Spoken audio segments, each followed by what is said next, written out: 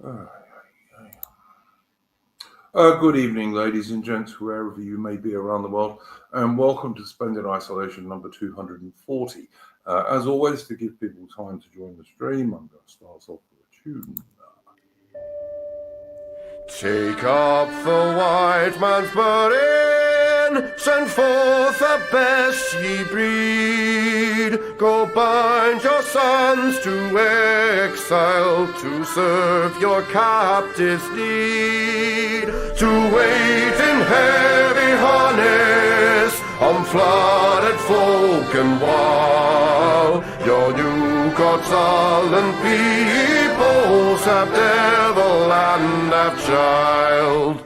Take up the white man's burden, in patience to abide, to veil the threat of terror and check the show of pride. By open speech and simple, 100 times made plain, to seek another's profit and work another's gain. Take up the white man's burden, the savage wars of peace. Fill full the mouth of famine and bid the sickness cease. And when your goal is nearest, the end for others sought, what's love that heed and folly? Bring all your hopes to naught. Take up the white man's burden, no tawdry rule of kings, but toil of serf and sweeper, the tale of common things. The ports ye shall not enter, the roads ye shall not tread. Go make them with your living and mark them with your dead. Take up the white man's burden and reap his old reward. The blame of those ye better, the hate of those ye guard. The cry of those ye humor are slowly towards the light. Why brought ye us from bondage, a loved Egyptian night? Take up the white man's burden, ye dare not stoop to this, nor call too loud on freedom to cloak your weariness. By all ye cry or whisper, by all ye leave or do, the silent, sullen people shall weigh your gods and you. Take up the white man's burden, have done with childish days, the lightly proffered laurel, the easy ungrudged praise. Come thou to search your manhood through all of thankless years. No age with give or wisdom, the judgment of your peers. Take off the white man's burden through all of thankless years.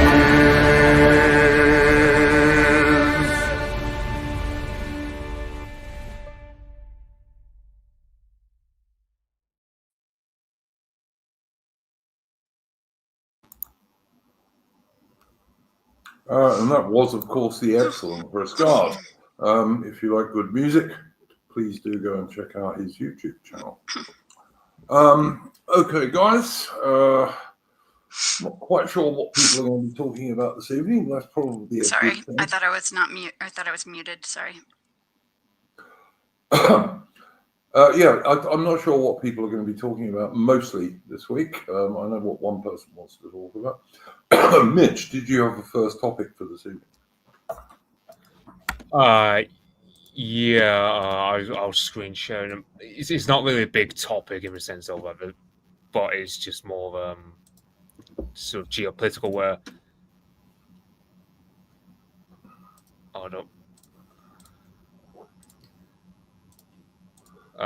you see that, Duke?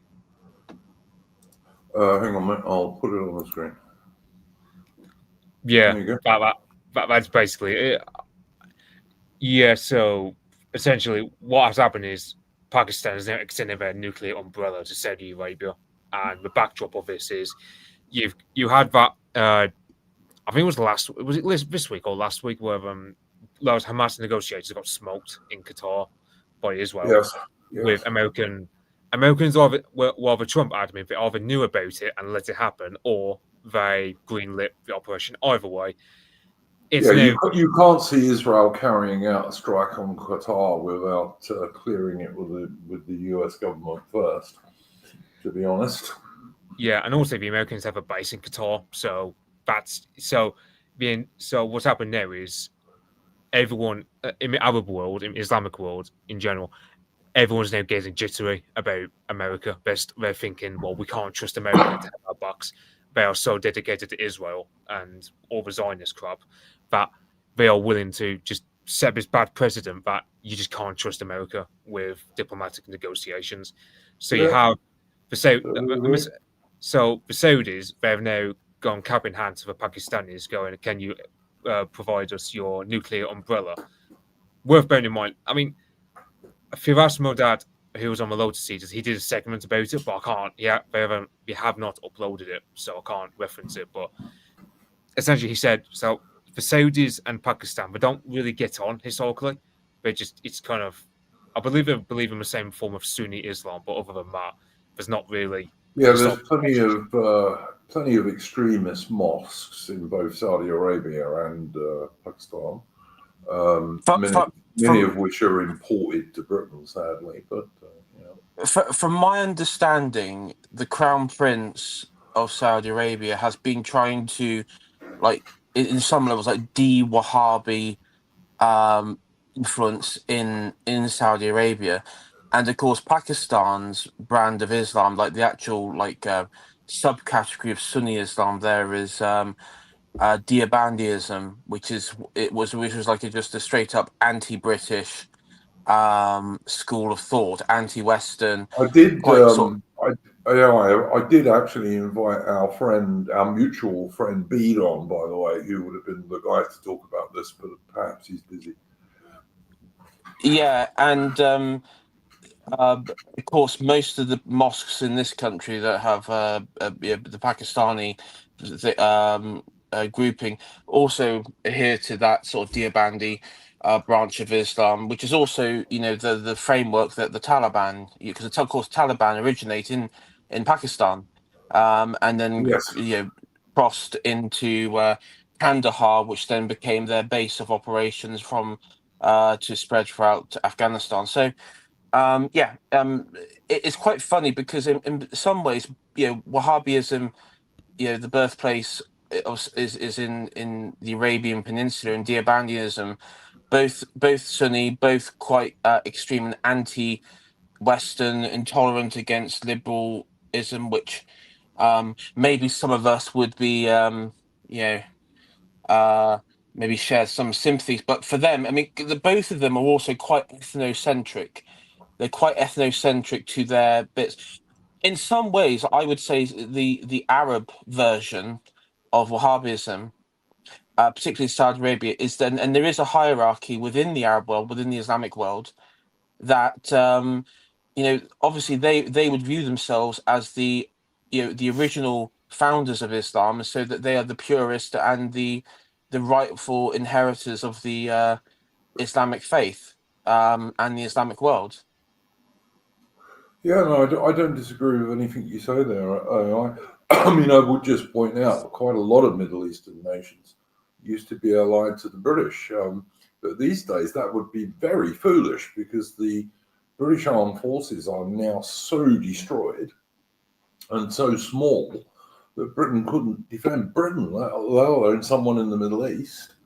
I mean, I seriously pointed it out to a military channel on X, on Twitter, a couple of weeks ago, the British Armed Forces in 2025 will be seriously challenged by trying to invade Swaziland, and he did not disagree with me. So, you know. Well, yeah, Yeah. they've made us reliant on NATO and on the Europeans. They've made the British Army is just I hate to say it, the British Army, the British Navy, the Royal Air Force. It's just a glorified support unit for NATO at this point. Yep. It's just Yeah, a support yeah. unit. What's left of them? Yes. I mean, you know, on Wednesday we're going to be doing a stream about the Battle of Britain and its myths. That's our history stream coming up for Wednesday. And one of the things that we will point out there is, you know, they talk about the few in the Battle of Britain. Compared to the RAF today, they're the many. Like, you know, the idea that the RAF could have 600 fighters in 2025, we don't even have 100. It's so crazy, you know. But yeah, we'll talk about that on Wednesday. So there's a heads up. Another thing about it is, so the Pakistanis are allied to China, I believe. So China's pretty much got a back door into dealing with Saudis, and you got to factor the Saudis are very important for, you know, what people would call the petrodollar in terms of the arrangement that Nixon negotiated regarding the oil and the dollar from the 70s And in addition to that, Mitch, of course, I don't know about anybody else, but I don't think introducing Pakistani controlled nuclear weapons into the Middle East is really a good idea, to be honest with you. You know, they're much more likely to use them than more responsible places, shall we say. But yeah, a happy cursed plague doctor in the chat says, was I blocked by a naval magazine or something on Twitter? No, I was blocked, and I still don't know why, by the something British Institute, Military Institute, or some such. But they actually they sent me a DM and apologized to me and said they didn't know why I was blocked afterwards. But anyway, this is not a good situation for world peace, if you ask me. I mean, even leaving aside the Chinese side of things. But then, you know, as I said, to me, it's impossible to imagine that Israel would have attacked Qatar without clearing that with the American State Department first. So what the hell the American State Department is playing at, I got no idea. I mean, you know, you would have thought they would have said to them, no, you bloody well can't attack Qatar. But whatever. Yeah, that's one. Because it's like people will say, well, for example, Trump has got Jewish grandchildren through his eldest daughter, Ivanka, or Ivana, Ivanka or Ivana, whichever name it was. Look, Ivanka. Yeah, Ivana's the mom. Mitch, you're never going to get, in my humble opinion, you're never going to get an American president, certainly not in the near future, who is not totally behind Israel. And it makes no difference if it's Trump or if it's some lefty from the Democrat Party. Yeah, because that's the thing. It's like, you know. So one thing that's been transpiring is people assuming that Mossad must have some part to play in Charlie Kirk's assassination, which I'm not willing to. I don't really buy into, but they're saying, well, Charlie Kirk was becoming a lot more skeptical of Israel. Plus, you got Trump, who he had, yes, yeah, and also Trump has personal problems with Netanyahu, which at this point, who doesn't? I mean, Netanyahu's kind of like, you know, it's kind of, you know, Netanyahu's kind of what to geopolitics, what Bernard Montgomery was for the Allies in World War II. In some ways. The only thing I can say to that, Mitch, is that I reckon if Mossad had something to do with it, it would have been a lot more efficient, frankly. You know, it doesn't seem like it was efficient. I have seen people claiming that, you know, the suspect is not the person who did it and all the rest of it. I just find that pretty unlikely. And I'm not against conspiracy theories per se. It's just there's not much evidence for it at the moment. The only thing that is, I would say, if you were to like look at this, like the way the pros and cons of the argument of, is it just a lone lefty in like a micro chamber of Antifa bollocks, or something greater, Mossad or something. The only thing that is weird is you had that George Zinn, that Zinn fella, that old man who got arrested, who was also present. Had something to do, was present like with 9/11. I mean, that is kind of odd. Yeah, yeah, And yeah. I agree with Mitch. I don't. I think it was like some loony that was radicalized on Discord and some lefty Antifa thing. And as we all stated, I mean, it's not like a moving target in a top a vehicle moving through Dallas. I could have made that shot. Midday. I could have made that shot. Yeah, Yeah. any reasonably competent person with a rifle can kill someone at 200 yards with a telescopic sight. That is not a long or difficult job. It just isn't. I'm sorry. I'll point out Taylor's law, so not everyone. Yeah, Right, and most people who have fired a rifle a reasonable amount of times, and as I understand it, the hunting rifle that was used was actually the dude's grandfather's that his father gave him, as you do pass down heirlooms to your children. And sadly, the guy's gay, obviously, because he was living with a transgender. And if you live with a transgender, you're gay. I'm sorry. Yeah, I know the other thing about that George Zinn fella is the cops nicked him as well because he had child porn on his computer. Well, that is correct, Armin. Yes, they did. When they investigated him, they found he had child pornography on his computer. Yeah, so random leftist in a crowd, and he happens to possess child porn. Well, is that surprising though, Mitch? Because so many of these people are like that, Yeah, it's like it's like those three guys at Cold Rittenhouse smoked those 5 years back. Yeah. Like exactly. That was what I was just going to say, Mitch, but you carry on, mate, because I was going to mention this. Yeah, so what was it? One of them was a domestic abuser, one of them was a paedophile, and the third guy was a burglar. Yeah. And I think the burglar who got shot in the arm, his girlfriend was a simping for Rittenhouse during the trial. So it's just it's amazing. You only have to scratch the surface on these Antifa types and the left more generally, and you find they are these really evil people. And they go on about fascists and all sorts of other bullshit all the time, when in fact they're mostly vile communists and socialists who want to interfere with children and so on. Yeah, and it's like, meanwhile, you have that Trump assassination attempt from last year where, a random guy gets killed in the Trump assassination. He turns out to be a firefighter who turns out to be a very dedicated family man. Certainly the kind of guy you want the average American to be like. What are the chances? Yeah. Listen, man, and the young dude who tried to kill Trump, the guy who hit him in the ear, is that the one you're talking about, or somebody else? That dysgenic mutant one with who had like the braces and that weird looking chin and so on. The rooftop one, the one where the Secret Service had like 5 foot tall women defending a 6'2" Trump. Yes. Yeah. We never found out much about him, did we?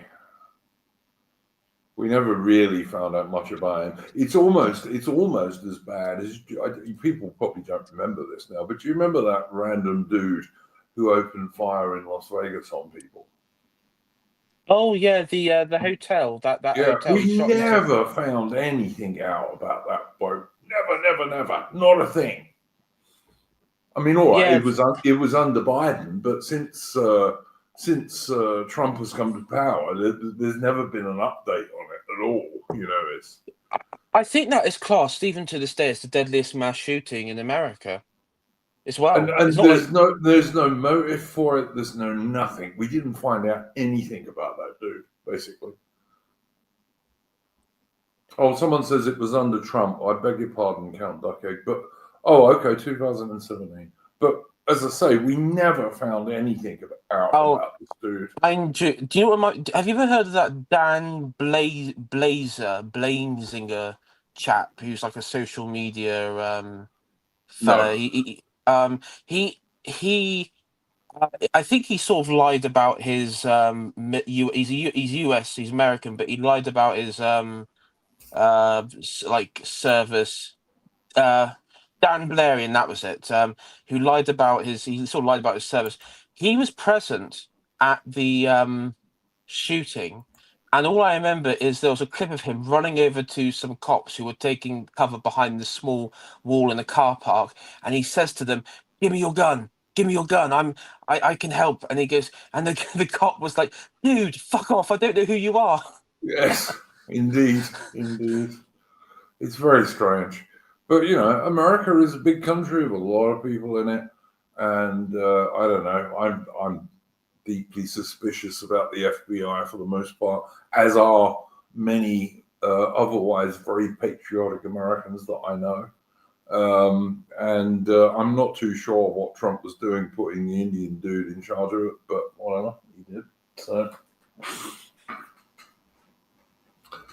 Mitch, anything else to say on this, or Adam or anybody, anything you would like to say about this subject before we move on to something else?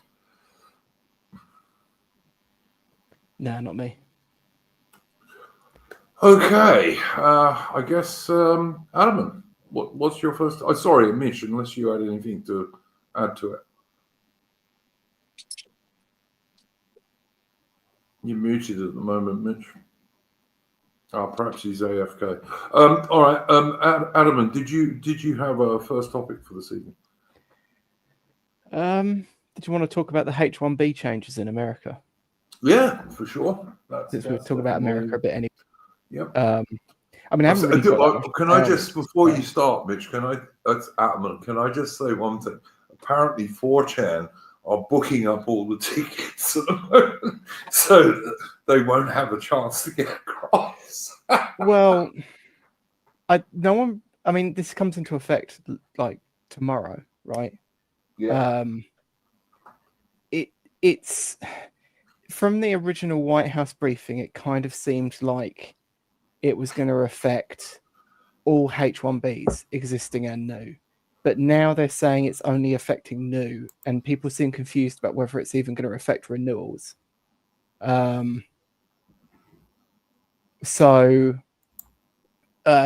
then again, like as he said, like the corporations like Microsoft and that are basically putting out news that they're saying that these Indians that have H-1Bs that are out of the country, that are in India presumably, need to get back in like today, I should say. This is what the 4chan dudes are trying to do. They're trying to make sure the flights are all booked. Do you know what? I in some ways, I know like 4chan gets this rep of saying, oh, it's like it's a whole Fed thing, but a classic one was when they what was it? They hacked into a there was like some sort of back in 2013, 2014, some presentation. It was all like on these massive screen boards. And it was like I think it was called like Synergy or something, and it was basically like a corporate communication sort of thing.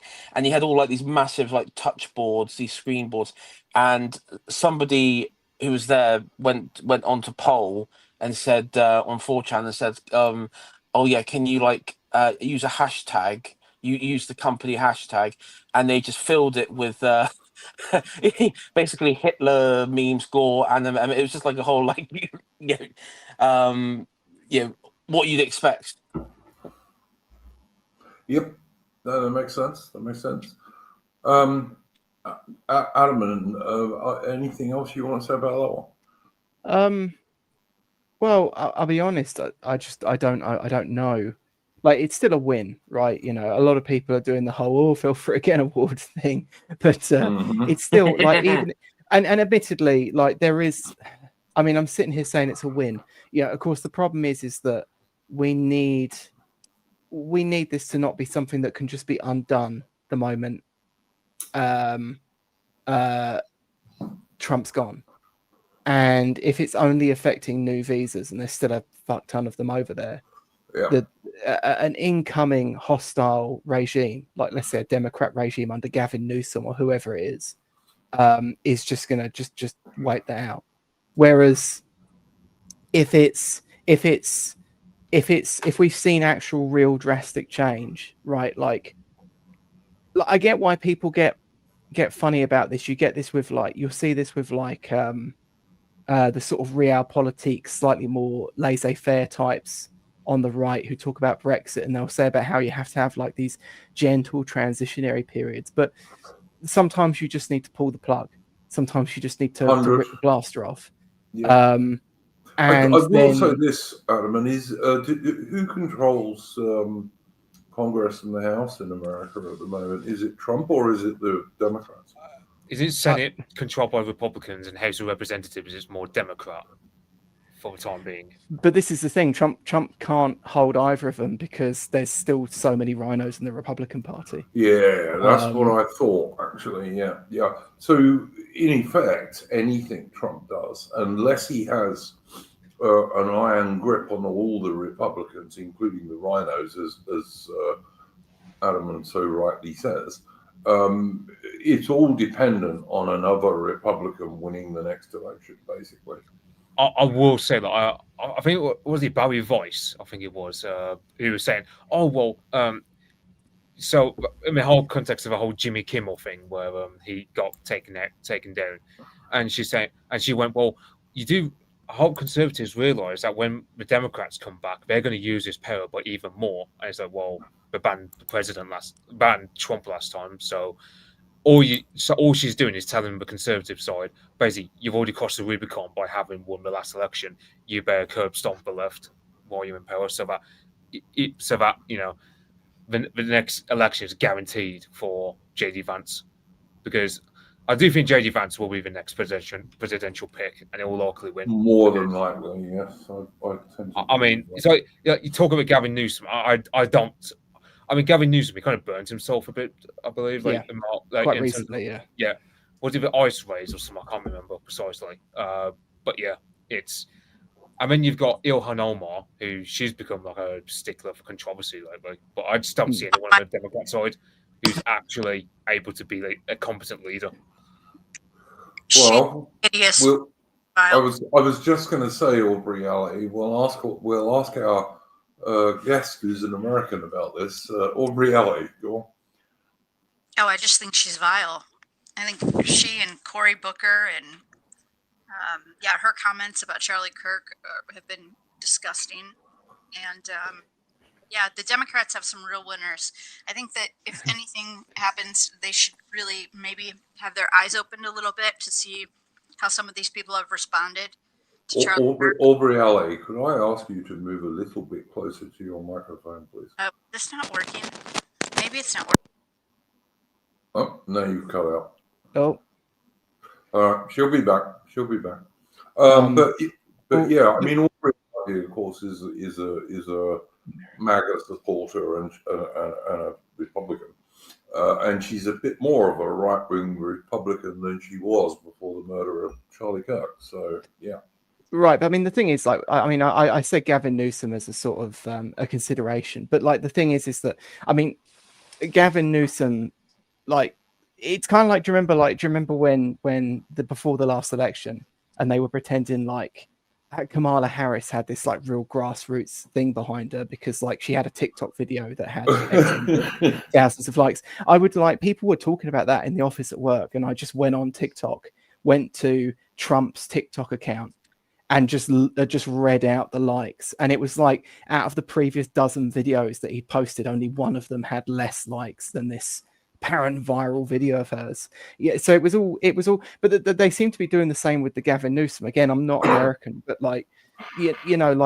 there's this thin veneer where he's trying to do the whole out memeing Trump thing on the Trump angle, but it's all just recycled right-wing memes that don't make any sense if you are trying to actually progress a left-wing framing or a left-wing narrative. And of course, they fall apart the instance they actually have to critique something on the right, because then they can't just fall on recycled memes anymore. They actually have to come up with a real critique, and they can't do it. So, but yeah, as I was saying before, like you know, I know people would say that this is like dangerous in economic terms, but you need to, like, where Trump is in his election cycle, you need to, if you're going to do this H1B thing, you need to go all the way, and then you need to give the economy time to reorientate before the next election comes up, and you also need to get Americans to see that there's that there is an alternative. So if a hostile government comes in afterwards, whether it's hostile Republicans or it's just Democrats, you need people to be able to see what it is that they're taking from you in real time. I think these reforms just aren't quite going far enough. But I mean, it is still a win in the grand scheme of things. Well, I mean, Alan, if you compare the US situation with Trump, and I agree, Trump's administration is a long way from perfect, but then we've got Starmer, for fuck's sake. I mean, so, I mean, all right, we've only got Starmer for a limited time. I don't think anyone thinks that the Labour Party are going to win the next general election, whenever that is. We've still got Starmer in charge at the moment, and he might have, he and his vile party might have 3 more years to do damage. And I'll be honest, if Reform win the next general election, which I think they will, and I hope they do actually, I don't think they're going to change anything. I mean, Farage's deputy is a Muslim of Sri Lankan heritage, and nothing big is going to change under that party. Sadly, I wish it would, but it won't.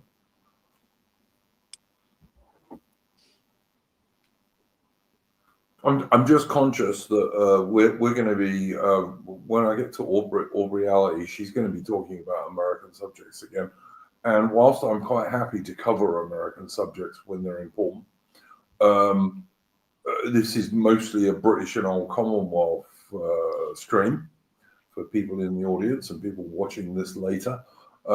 So I don't want to make it too... Well, American. I can bring it back if you want, because of course the other thing to consider is that it's hard for us as Brits to really see the issue, because we're actually quite lucky when it comes to Indian immigration.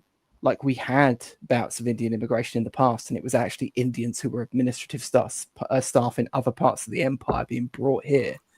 But we haven't actually had like the enormous groundswell. I mean, we do have, like, you see like corner shops here will change hands without a for sale sign being put up outside. Because I remember when that started, groups. Adam. Yeah. I remember exactly when it started. But we haven't had anything like, I mean, you'll get groups like Cost Cutter, the company, which is basically just an Indian firm now, but it's tiny. Yeah. It's not like, the mass overtaking of like the hotel industry and the motel industry that you've seen in like the United States and various other just entire sectors that have just been completely taken over by by these people coming in and then using loans that are only available to them. And then also you have this whole network of Indians that come in on H1Bs to work in, let's say, telecoms. They're unqualified, they're useless, they lose their job. They remain in America and they work for other Indians in these hotels, in these motels, in these restaurants, off the books, essentially. For sure. But someone's saying petrol stations as well. Yes, yes, another big one over there. All I was going to say, Adam, was that I remember when corner shops went from being owned by basically British people, which they mostly were in the 60s up to the early 70s. And when that changed, and it changed really suddenly, was when the Uganda Asians were invited into Britain. That's when it changed. And it changed really quickly. Within 5 years of that happening, it was unusual to find a corner shop that was owned by a white person. Ours are all Indian. In London, Arabic anyway. or Indian. The funny thing they were mostly, Uganda Asians were mostly from the subcontinent. Well, I mean, I have noticed where I am. It's like Priti Patel is he Indo-Asian, isn't it? Yes, exactly. Gujarati types, yeah. Which I is mean, I where have she noticed should where be I am, like a deported bunch of small shops have reopened under English owners. But then again, like on the flip side of that, like Morrison's, the supermarket chain, I don't know if this is just the two near me, but I think that they've actually put up their petrol stations for franchises, under tender for franchises. And like as soon as they did that, basically every Morrison's petrol station that I can find is seemingly all now entirely staffed by Indians. I'll give you another example, Adam. In Australia, the Subway, the sandwich people, all Indians, all bloody Indians. Yeah, same here. Same here. And I can never understand them, and it's so awkward, and I feel bad. And then it's frustrating. Yeah. I've talked to you about that, Duke, haven't I? Yeah, and there was all reality. There was a video I watched last week, actually, after our midweek history stream, which I would advise people to go and watch, which was about the Battle of Arnhem. After that, I watched this video, and it's in that town in America, which is mostly Muslim now. Dearborn, is it? I think it's Dearborn or somewhere. Yep, Dearborn.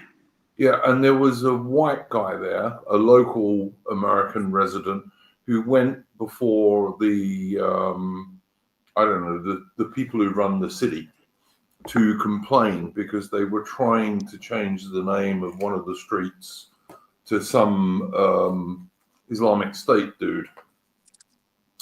And the Muslim mayor, I think, or I don't know, the top city councillor turned around and said, no,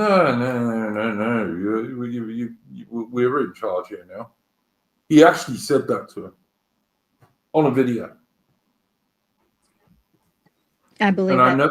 I know this because my mate, the distributor, Dave, he put the video up and said, I thought we were told that if they came over here, they'd adopt our values, and of course they don't.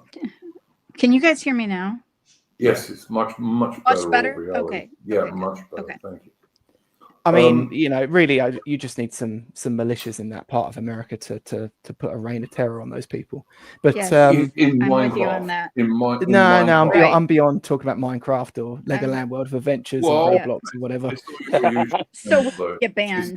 It's not your YouTube channel, is it? Well, yeah, but I'm not the one. We're not saying we're going to do it. We're just saying that it's an option. We are certainly not saying we're going to do it. We're very peaceful. Well, for yes. I might, Duke. We could be mercenaries together. You never know. Been there, done that, man. I will join you. But anyway, I'm very. I'll get you out of retirement, Duke. Duke, you need to come out of retirement. Mate, the world needs you. If I had to run 200 yards carrying 60 pounds of kit these days, I'd probably die. You know. Yeah, kit's pretty lightweight nowadays, though, so you'll be all right. Well, yeah, but I said 60 pounds of kit. The trouble is, you see, Adam, it doesn't matter how light you make your kit. All it means is you carry more ammo and more of this. So it never really goes down in weight. It's like 60 pounds is like standard. And these days, after my triple heart bypass, I'm not sure I would run very far with 60 pounds of kit. I did run for a bus. I don't know. Let me think. About a month ago, but my old heart was thumping when I did it. I've got to say. When I did my Pyrenean hike a couple of weeks back. Now, I mean, my entire kit setup, including water and food, was 22 pounds. So I suppose I'd be carrying 38 pounds of ammunition. Well, 30 pounds of ammunition and a big rifle. Well, ammunition is heavy too. Yeah, it's really heavy. Yeah. Like I've got a small box for my. And the rifle is correct, but also, Adam, and you'd be carrying some sort of law launcher if they still use them, or if not, communications, carrying ammunition for another sort of anti-tank thing, you might end up carrying a couple of mortar rounds for an 82mm mortar. Trust me, it piles Isn't up. Isn't this why we switched to 5.56, because it was lighter than 7.62, or is that originally? Yes, right. Originally, but of course the Americans are now going against that with their new round, which is intermediate. It's not as big as the 7.62 that was used in my day in the British Army, but it's more powerful than 5.56. And the American reason for this is that it'll go through body armor, because modern body armor is pretty good. Yeah. But so we're gonna have to go back to the FAL, basically. Well, almost. It's not quite as big as the 7.62, but it's in between the 7.62 and the 5.56. But it's a lot heavier, and you're only using 20-round mags rather than 30-round mags. So you are carrying less ammunition. Is that a good idea? I don't know. Baron Badger's saying 5.56 is NATO standard. Yeah, it kind of is, but the Americans want to get rid of 5.56 for the infantry, not for other people. They're quite happy for everyone else to carry a 5.56, which is sensible because it's mostly for self-defense. But they're moving to this intermediate round, which I think is 6.5 or whatever. I can't remember now.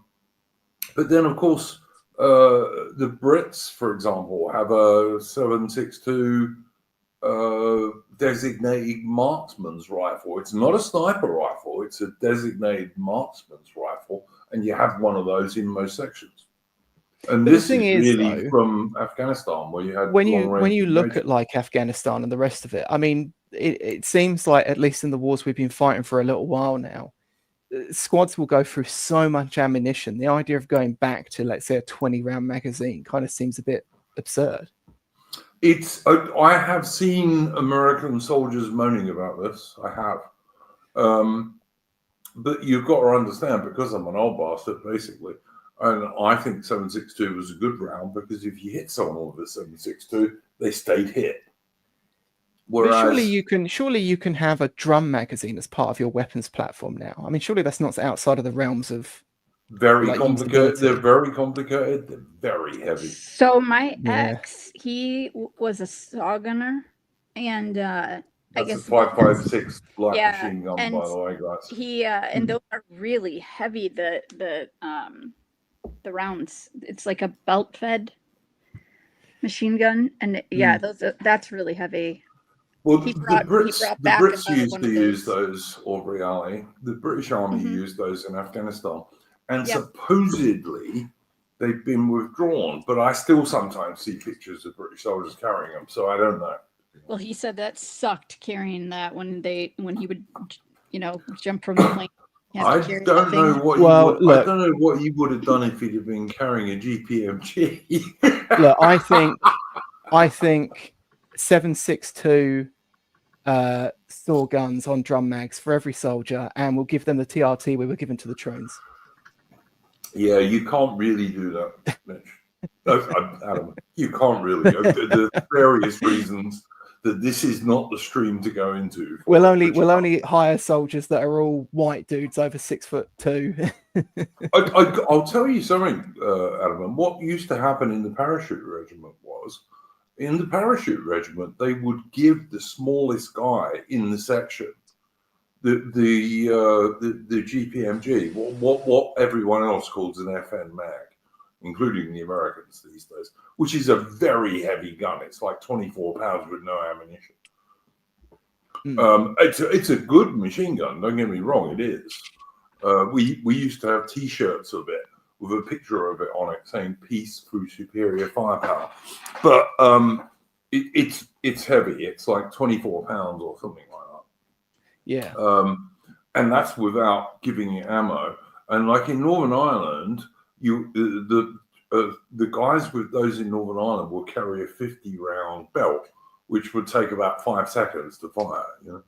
But really, you wanted a 200-round belt, and of course, everyone in the section carries more ammo for that gun because it's the main firepower of the gun of the section. I mean, but anyway, We're getting into stuff which is probably not for this particular Sure, but stream. just before we do, Loafer says belt fed over mag fed. Now, I've never actually fired either. I've only ever fired clip or direct feed. But surely belt fed is more susceptible to jams because it's just a more open Yes, system. he said that happened a lot. Right. Yeah, Can I it just tell you- is, but you can carry a lot more ammunition, and you just get all the guys in your section to carry a 200 round belt, basically, because it's modern machine gun ammunition is on disintegrating links, so the links that hold the rounds, the bullets, they disintegrate as they come out of the machine gun. And so you just get everyone to carry a 200 round belt if you think you're going to get into a serious action, because that machine gun is like the most of your firepower. Can I just tell you, I got to shoot I know this isn't about guns this episode, but I got to shoot a 50 caliber Smith & Wesson, and I'm a little girl, like I'm not even 5'2". Was that a pistol or reality, or a 50 caliber pistol? It was. It's the biggest one. And I was at the shooting range, and the guy next to me was shooting that. And when he went to leave, I told him, I said, my head was like exploding every time you shot. I'd get just lined up and he'd shoot, and it was like, oh my gosh, it just set everything up. So he said, you want to try it? And I said, yes, I absolutely do. And I guess it's like, they're like $2.50 a bullet, or $3. No, I think they're even more than that actually per bullet. But he let me shoot it. It was so fun. So fun. Anyway. Was that a Desert Eagle or something like that? I don't know. I mean, it's all I know is it's the Smith & Wesson, and it's the biggest of the handguns. I think it's the Desert Eagle you're talking about, but yeah, it's a. I don't know about that. The Desert Eagle's not Smith & Wesson, is it? Yeah, that's its own. Isn't that? I don't know. Anyway, it was really fun, and it was very accurate. I was surprised. It had a lot of kick, but for me, but it was really accurate, I guess, with the longer barrel. And anyway, did it hurt to shoot? No, not at all. Oh. And this girl's 5'2", by the way, guys. 5'1" 3/4". But okay. Yeah, I'm a really good shot though, actually, and that was I was even more accurate with that. It was pretty cool, pretty fun to shoot. I remember when we were talking about people taking the Charlie Kirk shot, which was 200 yards, by the way. Fuck off, especially with a telescopic sight. I mean, typical basketball American would struggle, I think. Possibly, the guys who hold their pistols sideways when they shoot, right? For whatever reason. The thugs, the thug life people. Yeah, I mean, Sailor's Law, isn't it? If you see a mass shooting and there's more kills than wounded, it's a white person. If there's more wounded than killed, it's a black person. Have you ever seen that? I say the perfect example is, have you ever seen? I imagine most of you've seen Falling Down with Michael Douglas, and there's that scene. No. There's a scene where you have like a Hispanic crew that he sort of pisses off. They try to do a drive-by on him, and he just stands there. And they're like shooting with, like multiple machine pistols, and they hit everybody and everything but him. And I remember when I remember seeing like on YouTube on like that clip, there was like one guy who says, "Oh, I was a cop in the LAPD," and this is like really accurate. Yeah, no, I can well believe that. I would just say, look, with iron It was sight, a revolver. You guys are right. It was a revolver. Oh, there you go. There's a thing called a Python, I think, which is a .5 caliber. But anyway, whatever. All I was going to say is, look, I used to hit targets of 400 yards with iron sights, not with a telescopic sight. With iron sights, which is, and I could hit targets to 600 yards with iron sights. Not every time, but reasonably. But then I was a pretty good shot. But anyway, leaving all of that aside, and it's very esoteric. I would like to do a bit of channel admin and say, people, if you're watching the stream, please hit the thumbs up like button. It really does help this channel a great deal, and it takes you 1 second and doesn't cost you a penny. Also, if you want to support the channel or to ask a super chat question, which we will absolutely look at towards the end of the stream, you can do so via the pinned link in the chat at the top, via Entropy. And I see we already have one from our friend Garen, who often supports us, and I'll talk about that a bit later. Okay. Oh yeah, I just got a small thing. I noticed your Indian friend Parikshit hasn't been around. I think Trump's H1B crackdown has taken him out. Yeah, could be. I don't think he's really Indian. But one of them. I think he's a parody guy. But yes. Yeah. Okay. So, Adam, anything else on that before we move on? What were we saying before the? Oh, I was saying about the Michigan, because we were saying about the Michigan, like Muslim thing, weren't we? Mm-hmm. The Muslim guy. Yeah, I mean, it's a tough one. I mean, unlike the Indians in the subway, you know, I mean, on my local subway, that's all run by Indians as well. We used to go in there quite late in the evening though, and basically demand they hand over all the leftovers, and they'd hit you with that sort of third world stare. Hand over all the leftovers. But then eventually they would relinquish and they'd give you like all the leftover cookies and that. Like you're holding up the subway. That's Yeah. awesome. I can just imagine. I can just imagine you in like This Is England, where you go in there, you know, like the guy, and he goes, "Yeah, I say, come here, you fucking bastard, come here." Yeah. I've got to say, I was envious of Ataman on his Pyrenees trip, which is Yeah, that sounds obviously really cool. between the borders of Spain and France.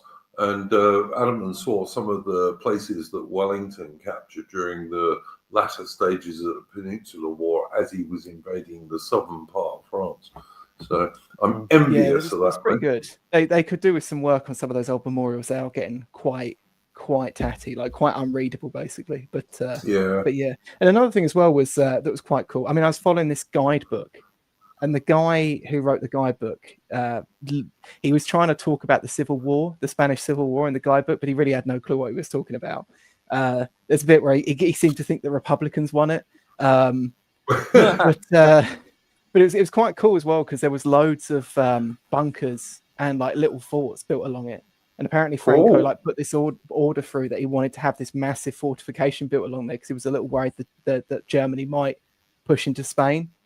And then in typical Spanish style, long after Franco died, like no one rescinded this order, so they just kept building bunkers all the way into the 50s.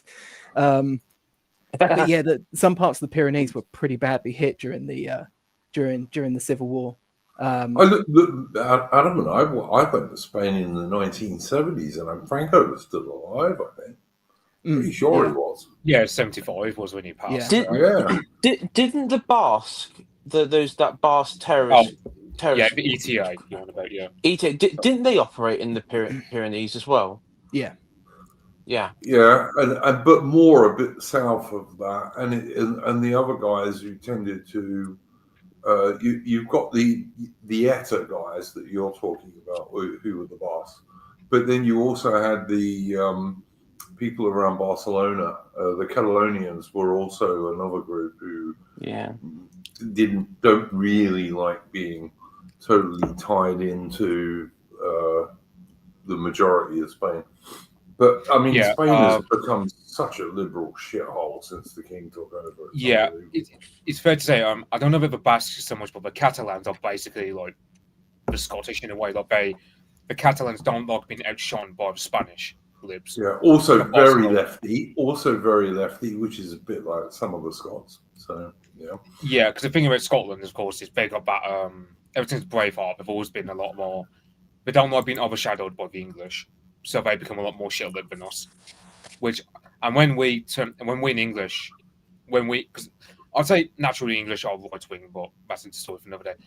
When we start voting basically someone like Farage or further along, you'll see the Scots, in terms of SNP tops, go radically even more left wing, as it means they're going, oh, we're sticking it to England. On the other hand, that's what Catalonia does, basically, yeah.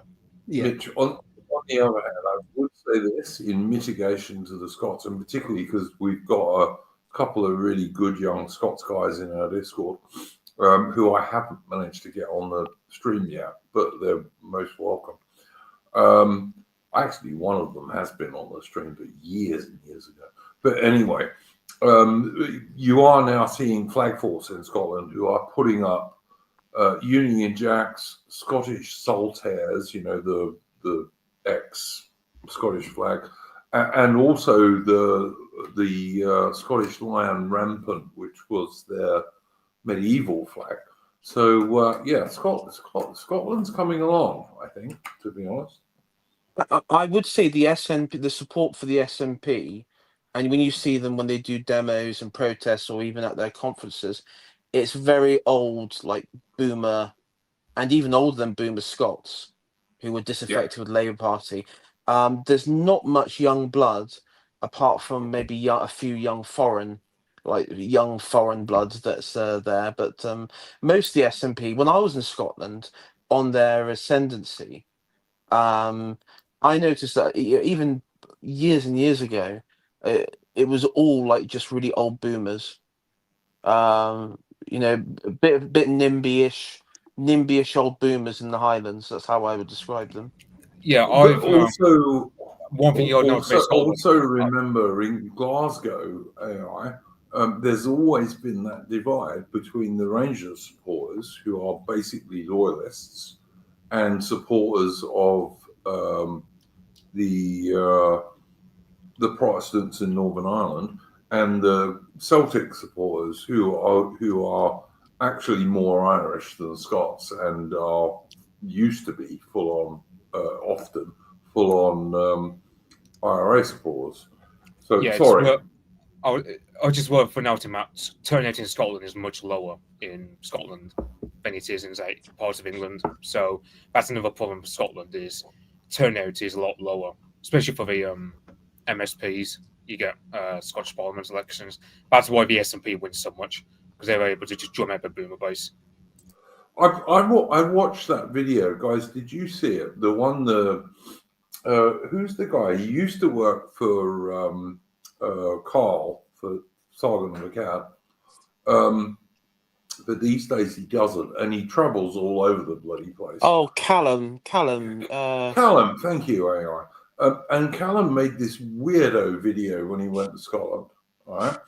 And he did part of it with Count Dankula, who seems like a pretty nice guy to me. But he didn't like Edinburgh, which is fair enough. I didn't much like Edinburgh. I much preferred Glasgow. But he thought that he felt very alien in Glasgow.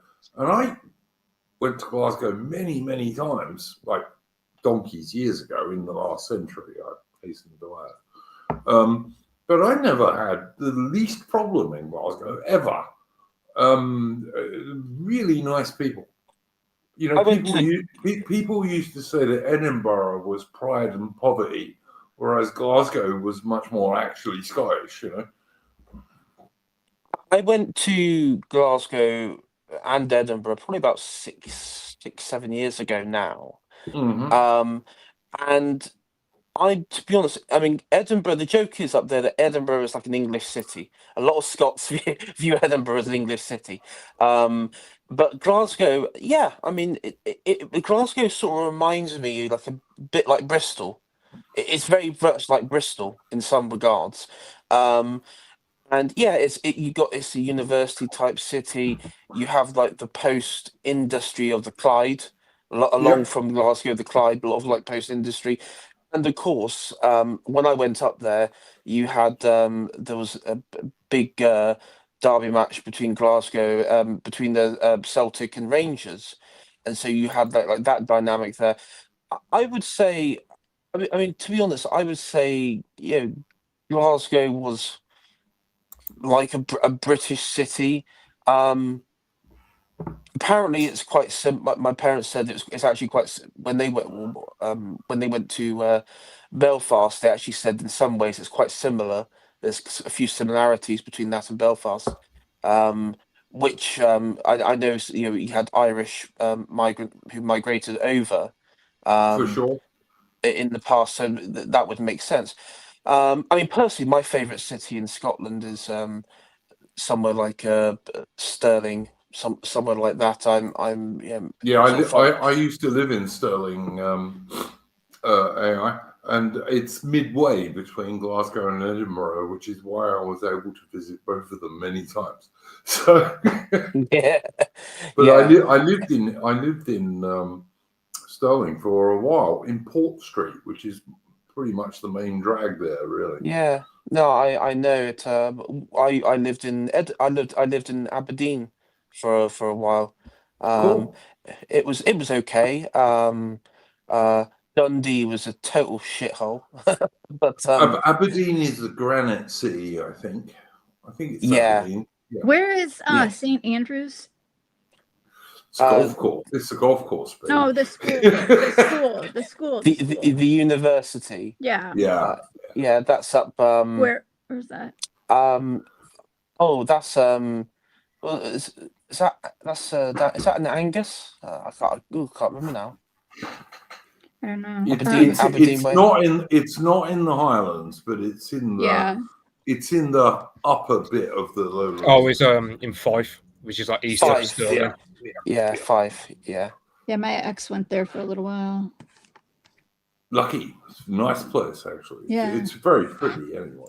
Yeah, it looks beautiful. Richard Phillips says Bristol is Warwickshire. Oh, it's even worse than London. Yeah, I lived in Bristol for a while. And what's that bit, AI, you'll know it, where you used to be able to play Spot the White Man even in the 1990s. Oh, St. Paul's. Yes, thank you. Yeah, St. Paul's. I mean, to be honest, like, if you want to play that game, you can play that game up in Clifton now, which is how bad it's got. I mean, Clifton used to be a proper ethno state of like. No, you're kidding, yeah. man.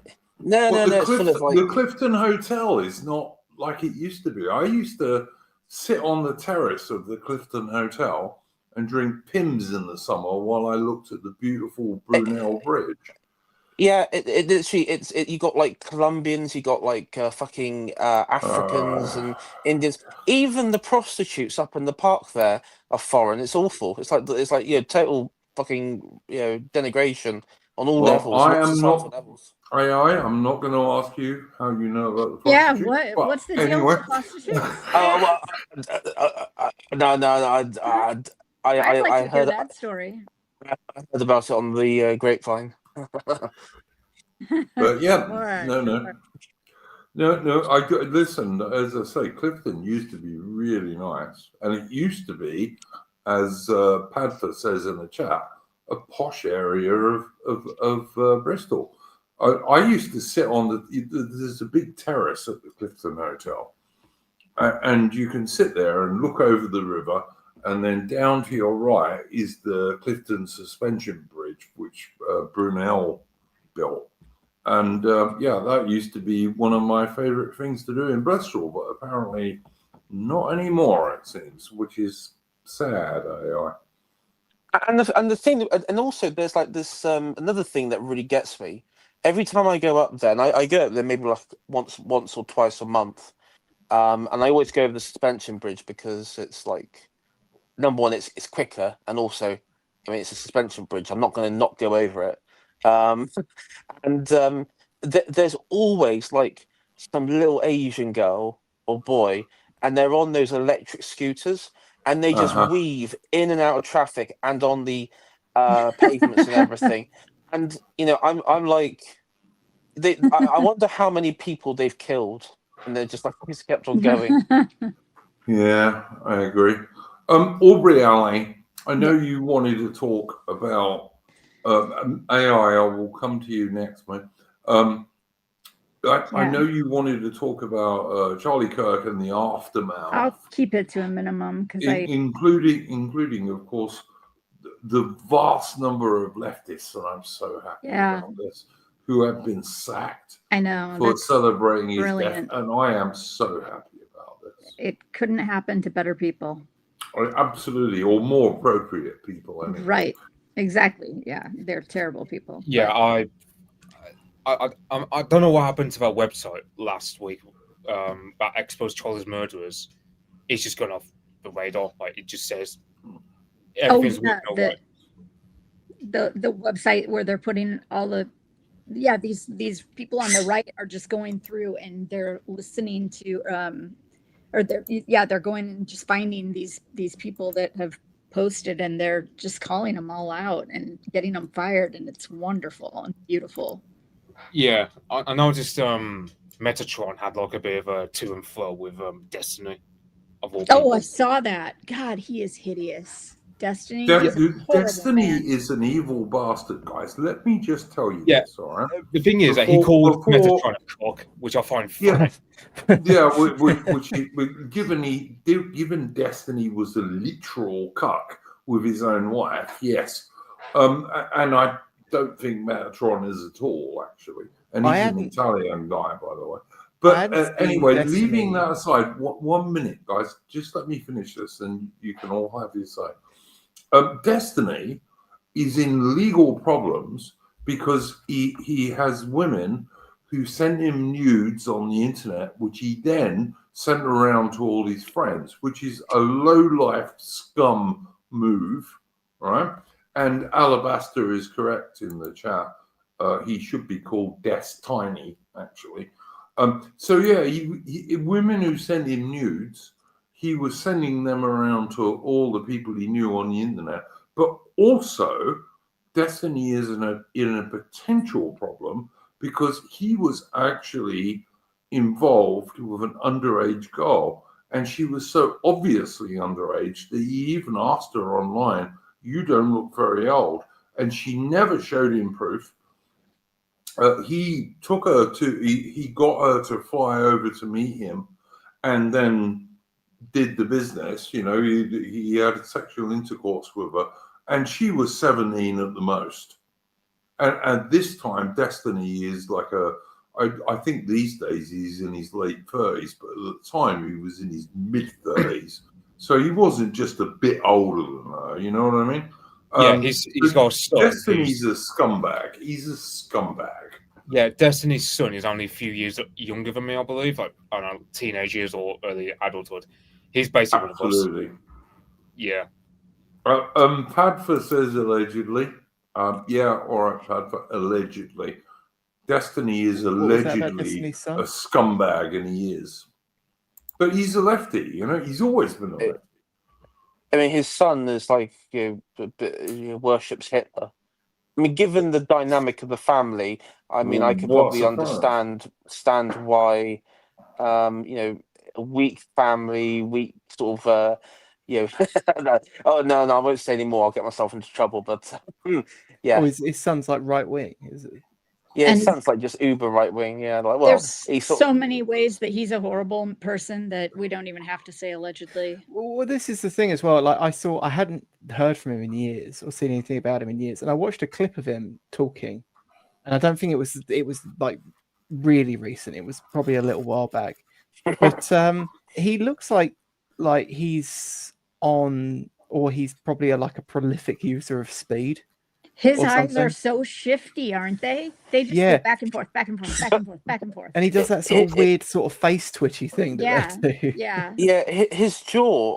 I've also noticed that his jaw is completely fucked. Like he must. Yeah. I reckon he's injecting something into the muscles in his jaw because they are really fucked up. AI. He's also a literal cuck. When he was married, and I think his wife has left him since, but when he was married, she had boyfriends.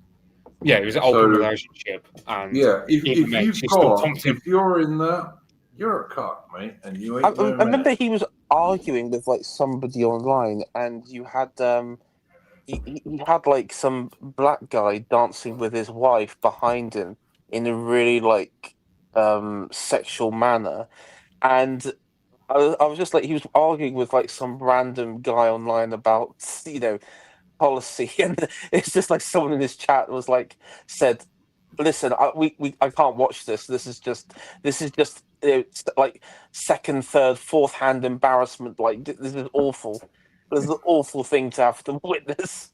Yeah, He's no, he's a vile scumbag, basically. he when It he says- sits And there he during would- that thing, he looks like a son who's like having to stay over with his mum and her boyfriend, and he's just like totally uncomfortable with the situation. It says that he's been demonetized on YouTube as a Good. result of. Good.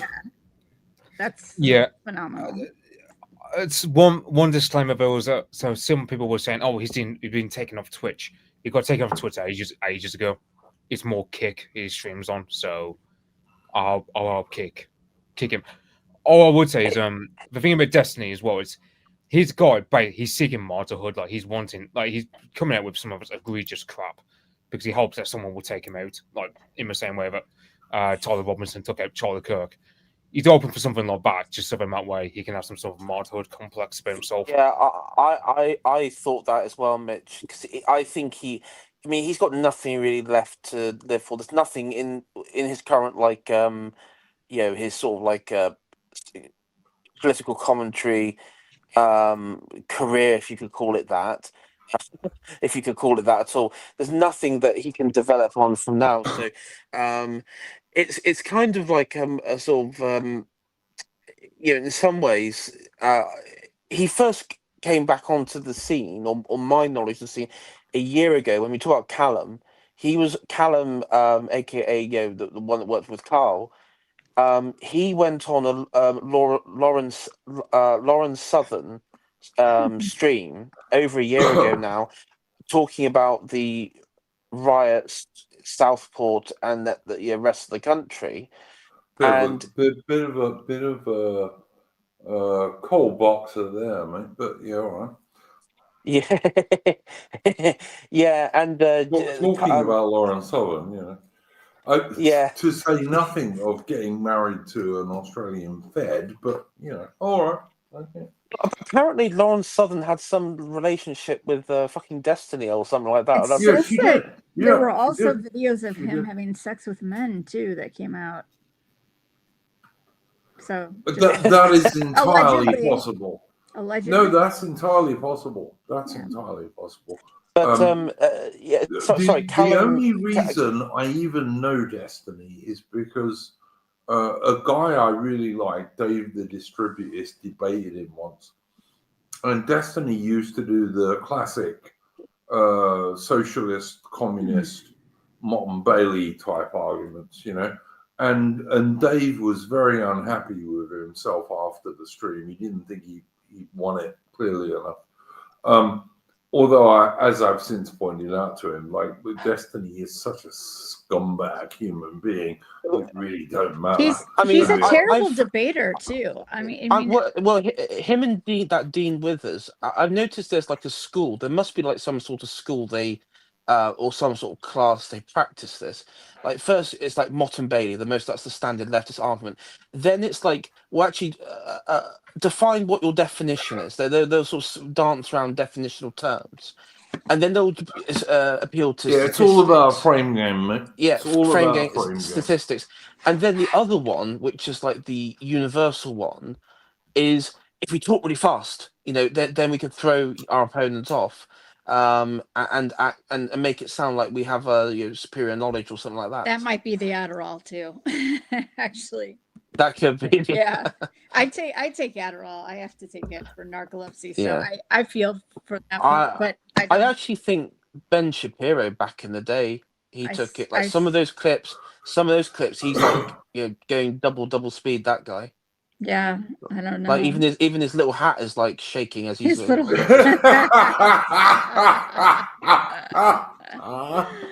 Oh my god, that's so A funny. little shaking hat. That's kind That's of so funny. funny. actually. I saw Destiny for the first time when I saw him debate Shapiro, and I know I'm not supposed to ever mention his name, but yeah, I just don't He's not even a good debater, Destiny. And why does he call himself Destiny? Because I think it sounds really gay. It's Destiny, like Tiny. You mean literally? Well, That's how yeah. you're supposed No, to say that's what it No, should be. That's what it should Okay, be. yeah, I get that joke. Because he ain't very big. He's quite a small man. Yeah, I mean, there was a picture of him on a beach where he's got that. I mean, he's what? Put it this way, he's never stepped inside a gym.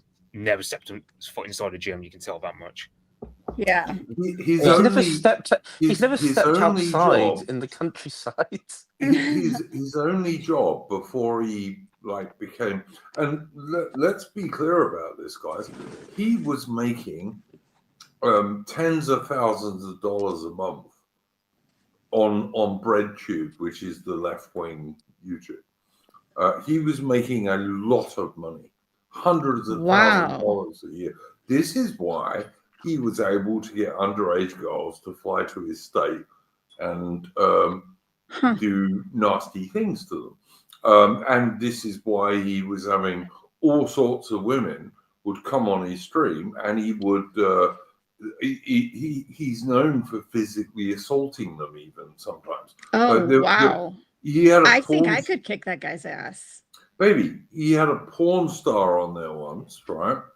And he grabbed her tits on stream, and she got really annoyed, and I don't blame her. No. And it's not a classy move, No. Well, but she's a porn star, so I'm not sure how classy that would have been anyway. No, but the point is, because she's a porn star, does that mean you can? No, it doesn't. No, on stream? On stream, I don't think so. It doesn't.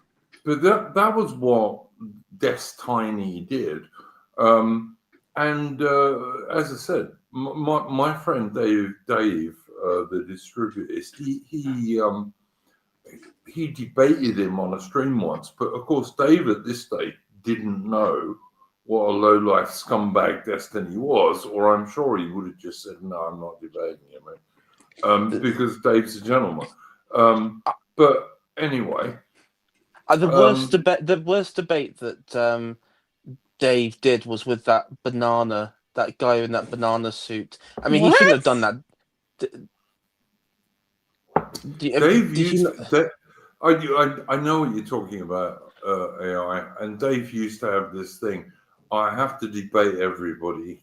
He did. He doesn't do it. He was looking for a true believer to debate. Why is a guy wearing a banana suit? Oh, he was just clowning. He was just some tanky clowning, and I mean, I tell you what, that particular one does put me off, like the whole debate me bro stuff. That particular one did put me off it, but Oh, look, I've said to Dave many times, he has a great deal more patience than me. I block leftists. I don't debate them. Yeah, there's no point in debating. No, because they'll never listen to what you're saying. And they don't debate actually well. I mean, they dance around its circular arguments, or like you said, debating definitions. You just can't get anywhere with them. Yeah, their aim is to mock you, to walk around your point, and then find an angle of attack where they can basically mock you in some fashion. Right. The only time I'll use debate now is when I engrave it on my bullets. I'm joking. In Minecraft, everyone. I'm joking. I'm joking. In Minecraft.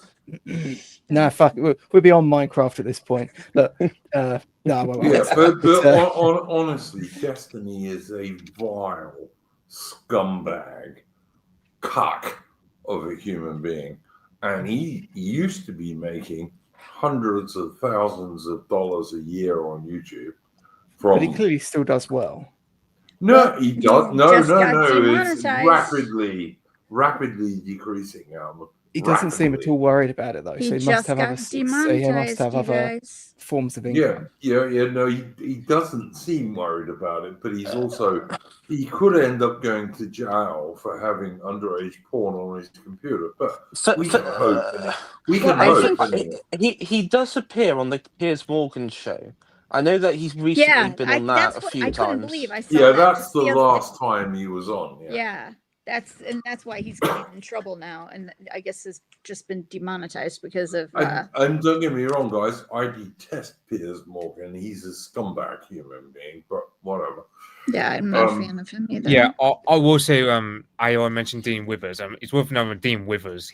Apparently he was crying his guts out apparently when Charlie Kirk got assassinated. So unlike Destiny, he doesn't seem to have that sense of malice in him, from what I've seen. Yeah, I mean, with Dean, he's, from what I understand, he's just a daft child. He's just a daft child. Who is he? He's some I think he's like some late teenager, early 20s. Is this the anxiety pen guy? Yeah, anxiety pen guy. Yeah, it's just a silly kid. Right. He was a bit lefty. Doesn't know anything. But he's not like a bad. He's not like evil. He's just a misguided, liberal kid who's bought into the system. He doesn't really have anything of value to say. It's just, but he's not like evil, wicked, evil sort of thing. The thing is, these people can be demonetized, but they rake it in donations. Yep. I mean, ContraPoints hardly puts out any videos, and yet he's basically, I think, on a high six-figure just from his Patreon alone. Good lord! I mean, actually, on the topic of Charlie Kirk and like people being ghoulish, one thing that has happened is, and I follow I follow the that chap who Iron Duke that does the game reviews that you recommended, I think, some time ago. I follow him and everything, and I found out that there was this sequel to like this Japanese samurai game that's coming out, where the developer on that, who's like, it's directly like a Sony studio, joked about the Charlie Kirk's death, like the lead director and also like the voice actor and everything. And as a result, there's now this massive campaign to basically boycott it. I mean, and it looked kind of shit, to be honest, a year ago when it was first shown.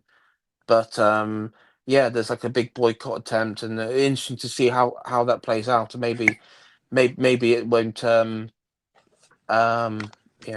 will get the Bud Light treatment.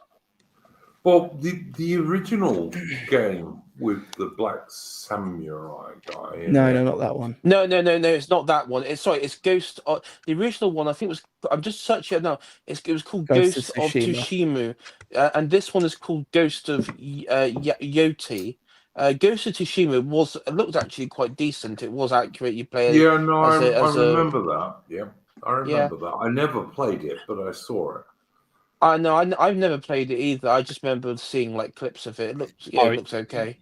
Yeah, you're on a bit of Assassin's Creed with that Yasuke character. Yeah, but I don't know how much guys realise that the black, in air quotes, samurai in Assassin's Creed, he was actually like a slave and retainer of this Japanese dude. He was not in any way, shape, or form a samurai. He wasn't. He wasn't a samurai of any description. Like, it was more of an ethnic curiosity, basically. It's like that. It's like the whole Victorian Abdul thing they tried to do a few years back. That Judi Dench film. It's more of an ethnic curiosity. It's nothing. It's like I wonder. I mean, because I know the Japanese. I mean, they've got that strong sense of politeness, but I imagine like 5 minutes of Indians and that'd be it. They just turn into like. Turning basically into what they were back in World War II in short order. I totally agree with Richard Phillips, who says the Piers Morgan show is a zoo. It's a low bar. Yeah, totally. I hate Piers Morgan. He's a scumbag. The only funniest thing I think on the Piers Morgan show was when Cenk Uygur from the Young Turks. Basically had like that chap who's like he was the son of a PLO leader who then became like this massive Israeli sort of activist asset of theirs, and the pro-Israeli chap was going like, we're going to fight and bring bring the conflict to anybody who stands against Israel, even if it means like politicians in the West. And he does like a slip of the tongue sort of thing. I think he's meant to say politicians like in Arab countries, but he also said the West. And like Cenk was like, "What the fuck is this?"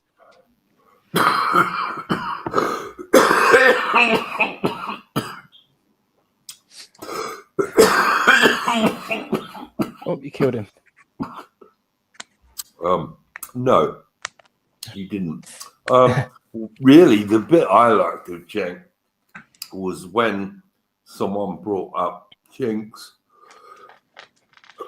earlier tweets and so on about Charlie Kirk. Because Cenk, when Charlie Kirk was killed, I beg your pardon, guys. When Charlie Kirk was killed, Cenk tried to pretend, "Oh, I'm a good guy, really. Don't celebrate his death and what have you." But someone else brought up quite a lot of tweets. Bless me. Brought up quite a lot of tweets when Cenk was saying, "Yeah, Charlie Kirk's a fascist," and blah and blah and blah. So even Cenk was a bit of a scumbag, to be honest. I mean, I've noticed a lot of people, not just in the political sort of that I follow, but more cultural and like other things where they do like these conventions or political conferences or stuff like that, including like whether they're left or right, have all come out against what's happened with Charlie Kirk. Not probably so much because of who he was, but also maybe even more of a selfish reason that if he can be shot and murdered at a rally or a public gathering, it could happen to me, sort of thing. And I mean, in some ways, this is, I think the actual, that Luigi Mangione thing that happened, what was it, last year? Yeah. Normalized. It sort of normalized and glorified that sort of, okay, I don't like this person. I don't, I want to do something against, this company or this individual, or just go out and shoot him. Right. And as Horus, who's in chat, mentioned last time, this is what the left does. They whether they go through periods of being quiet, but at their core, they do enjoy and they support terrorism and political violence at every turn. Even the most like social democrat left will join in on it given the chance. Yep. Yeah, the United Healthcare thing is going to be, that trial I think is coming up, isn't it? Pretty soon. Yeah, I hope he gets the death penalty. I hope all the fuckers get the death penalty. I'm telling you guys, my dad went to that meeting every year. If he hadn't retired like 10 years ago, I mean, that could have been him. So I take that very personally. Yeah, it's sick. To quote Baldum, we shall hang them. We should hang them until they are dead, and then we should like televise it for the masses, and we'll put it on before question time. Yep. I like it. I like it. Yeah. So what I was gonna talk about was Charlie Kirk. I'm sorry, you guys. I tried to get her into another room, and if she's gonna be really loud, I'll do something. But headphones. I have my headphones on.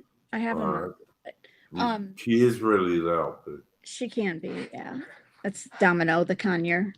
But yeah. So Charlie Kirk's vigil is going to be tomorrow, and I think it's going to be 7 p.m. your time for you guys over there, and because I think it's 1 p.m. my time. But the president is going to talk, which is awesome, and I know JD Vance is going to. JD Vance is going to.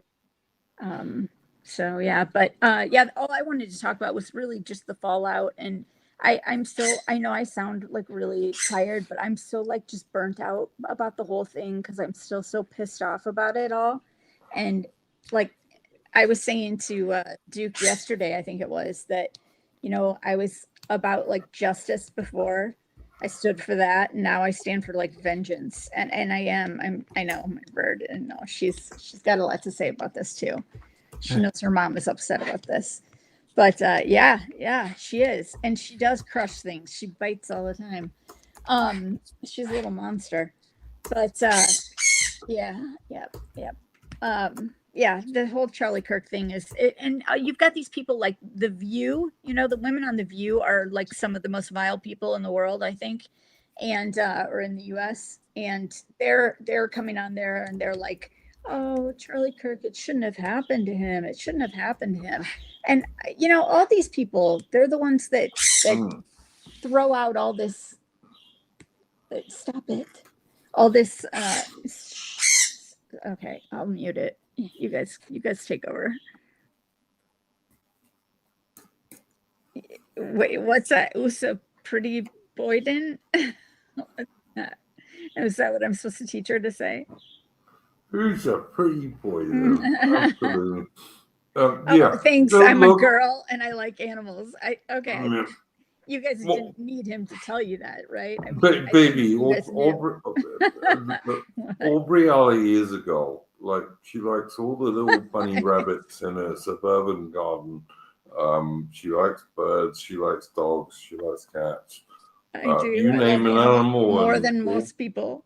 Yeah, little deers and all the rest of it. Aubrey Ali just likes animals, you know. Yeah. Like most women do. It's one of their most attractive characteristics. Thank you, Most Duke. women like animals, and it's a good characteristic. Well, let me just tell you guys real quick. Duke, when I first started talking to him 2 years ago, he threatened me constantly that if it wasn't for my dog Jasper, he wouldn't be talking to me anymore. So I'm just glad Jasper got me through. And Jasper is Aubrey Ali's avatar. That's her avatar. That's the wonderful Jasper. One of the keenest brains in dogdom. It's true. I tell you what, my dog, I've managed to like engage in lots of conversations with women because of my dog on walks. Oh, right. They're great chick magnets for sure. Yeah, it's great. Best thing ever. Named after Jasper Carrot, no doubt. I named him after Jasper Jacks on General Hospital because I used to watch it with my grandma, and I wanted to name something that would be like a tie to my grandma. So Jasper Jacks, the Australian like magnet. Jasper got to like I think 18, wasn't he? 18? 17. Yeah, 17. 65-pound dog. He got to 17. He was a very elderly dog, and most sensible. Good shape, though. Yeah. But he was most sensible. Thank you, guys. You guys are really nice about the parrot. Thank you. Yeah.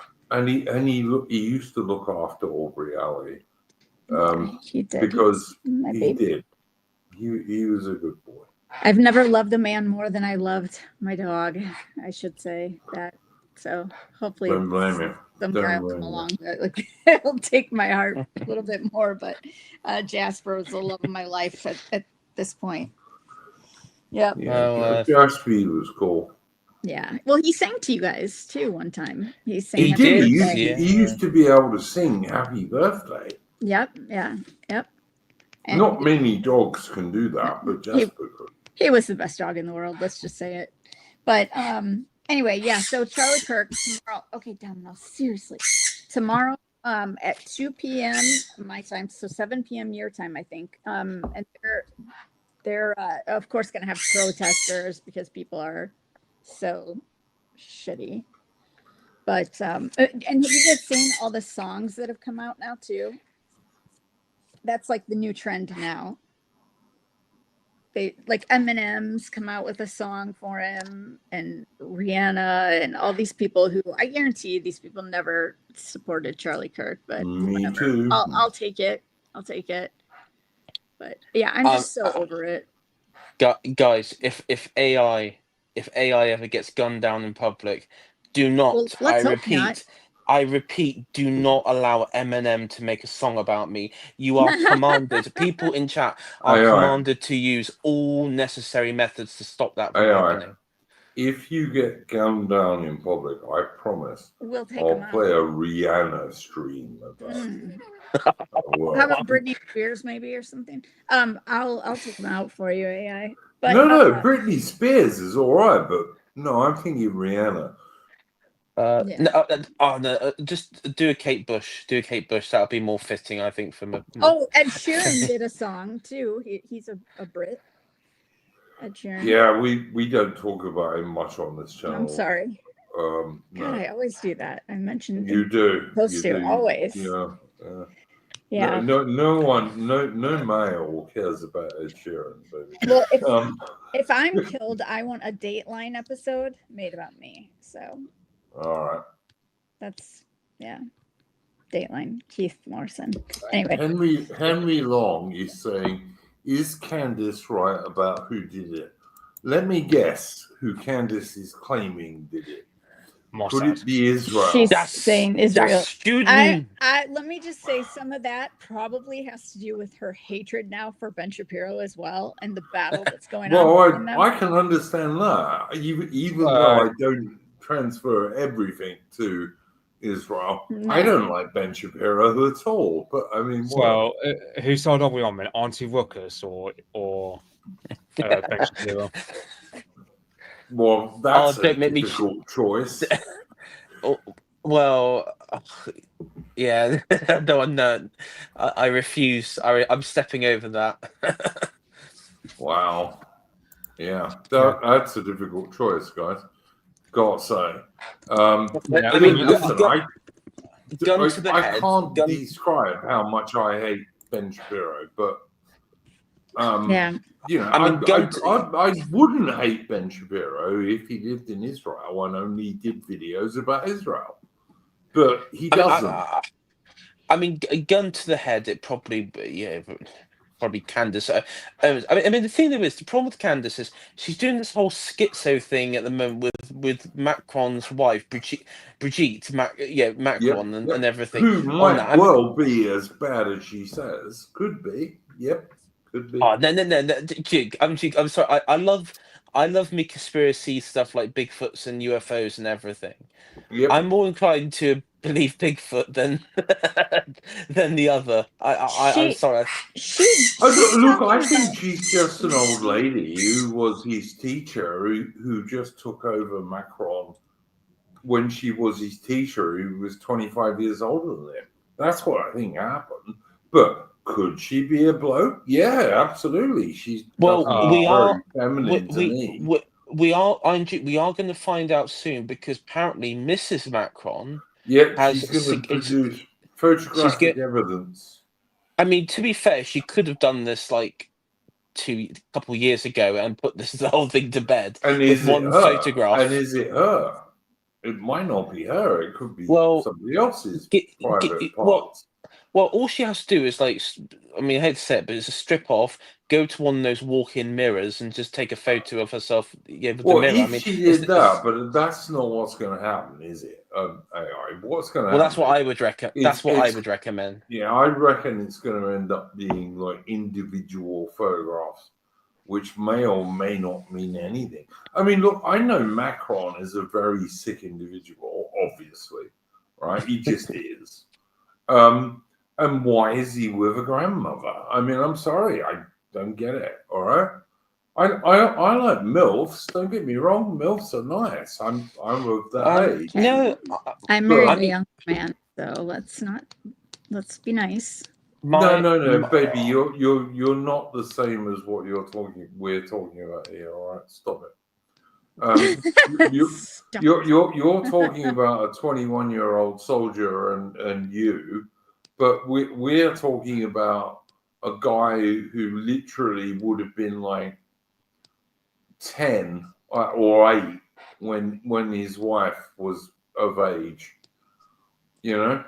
Wow. And his wife is a little old lady and always has been, all right? Yeah. And never anything else. And she's not cute either. So, it's not the same. We're not talking about the same thing. Definitely not the same if she's not cute, right? Thank you she's not cute. Thank you. But not even slightly. And she never has been. She's quite ugly, actually. So Candace Owens also, I saw a thing where she was doubting, she was claiming that she didn't believe that we've had a man on the moon. Well, there you go. Yeah. Again, I don't believe that. I think Well, he I mean, did. Dan of Load Seaters also believes the same. So Dan is Yeah, I don't believe. I the don't moon believe land? that. The moon landing was faked, and it was all filmed by Kubrick and in that Right. studio. Yeah, Right. I don't believe that. Too many people would have been involved in that, and it would have leaked. Oh, he was 14 and she was in her 40s? Yes. Yeah. Oh my Yeah. God. Yes. Yeah. Okay, wow, that's a pretty big difference. I mean, when I was about probably about 15, I had this insane crush on my sixth form teacher who was probably in her like mid-30s. Yep, been there, done that. Yep, that's fine. Well, we had a similar thing, but I was like, we were in like year 9, so we were 14, and all the blokes in my class all had the same crush on our 26-year-old Spanish teacher. Yes, that's perfectly normal. But 16 and 40, nah, not so much. Well, you got to factor he's French, so you got to take that into consideration. And she was literally his teacher too, right? She was literally his teacher, yeah. But apparently it's all right if you're a lefty or a globalist. You dated a woman 16 years older than you, huh? Baby, That's interesting. Listen, Davey 1602 said you did. What were you gonna say? Let's hear about one of your women. Tell me, what were you gonna say? But 16 years is all right. That's not what we're talking about. No, I know. I heard that. I heard you guys say that. Yeah, so this is when people in chat. This is where people in chat start coming forward, like say, "Yeah, my teacher abused me." I know. Like that. Let's all hear your stories. I love it. Listen, when I was 13 years old, if my teacher abused me, my female teacher had abused me, I wouldn't have been that worried. But I was a boy. It's different. It just is. Yeah, true. It is. Yeah. It's just different. If she was cute, that's a girl I went to school with, she's beautiful, and she ended up sleeping with a guy that was in high school when she was like, I don't know, 30, and now she's on the offenders list. Yeah. Yikes. Yeah, it's not quite the same. No, I don't. You're right. It's not quite the different. same. But still, she got her on the list. But anyway, so Charlie Kirk, all I wanted to say was, I'm starting to wake up a bit now. But I wanted to say that, all these people, I think Jimmy Kimmel, it's great that he lost his job. And I love that this is happening to so many people. And if you go on and watch on YouTube, watch the videos of these people, the liberal women especially, crying about their jobs. It's great. I love it. And I feel like this Charlie Kirk assassination has made me a very angry person. And I have like a lot of hate in my heart right now. And I don't love that, but I'm embracing it. So as Emperor Palpatine would say, and I would quote, "Let the hate flow through you." Like good, let the hate flow through you. I know. I think I'm becoming one of you guys now. Aubrey, you must reject the post-Christian guilt. People on the internet. Yeah, you need to reject the post-Christian guilt and start operating on a pagan mindset. Did my enemy deserve death? They deserve ruin, and I will deliver that upon to them. Well, I mean, in the Bible, eye for an eye. I mean, God was all about vengeance in the first. What's that bit where it's like the evil perished and the city rejoiced? Is that Old Testament or is that New Testament? I can't remember. 100. Yeah, we're the nicest guys on the internet, people. Honestly, you listen to these lefties. They want to kill you because they don't like your views on something. We're not like that at all. I just want to vaporize my enemies, no one else. Yeah, I just want to vaporize people who want to destroy my whole civilization. That's Greg all. Greg Gutfeld, whom I love on Fox, he went off on this woman that's on I can't think of her name right now. She doesn't matter, but she's an annoying lefty, and he just went off about this, and he was like, basically he was saying like, fuck it, I'm done with this. You guys are not the same as we are. And yeah, I kind of wrote a thing up about that the other day, just yesterday, because I'm telling you, this thing has been on my mind so much. I've taken it very much to heart, but he basically, and like I was saying, that I've just had it with the leftist bullying. I'm tired of, like the celebration of a man who killed a United Healthcare CEO, and then now Charlie Kirk. And I'm tired of the fucking unchecked violence in our democratic cities, like my city, St. Louis, which, by the way, is the murder capital of the country. So that's lovely. Our murder rate is 45% She doesn't higher really than live in Chicago. St. Louis, by the No, way, guys. Suburb. I did live in St. Louis, Yeah, city, yeah, when I yeah. went to school, and it was great. I had fun, but I don't even go down there anymore. I do apologize, Aubrey. I did actually just have to look up which state St. Louis is in, because I can't remember. But yeah, Missouri. Missouri. It's Missouri. So you obviously haven't been looking into coming to visit me, since you have no idea what state I live in. Yeah. For me, it's I look. I've got maps at home where the state doesn't exist, Aubrey. It's just like the American Northwest Territory. That's all it says. I see. We're 18, back to 1811. Clark base. 1811. I refuse to get maps beyond like 1850 or something like that. I love old Yeah, maps too. yeah. I got like a map of Wales where it just goes up with the old kingdoms. I don't know much of the counties in Wales. I just go off the old kingdoms like Gwynedd and Derby and so on. Like that's my map of Wales, mate. And also, the Welsh used to have the nicest names for their counties back in the day. But yeah. well, yeah, it's like there's a part of Wales called Ceredigion, which that just sounds elvish to me.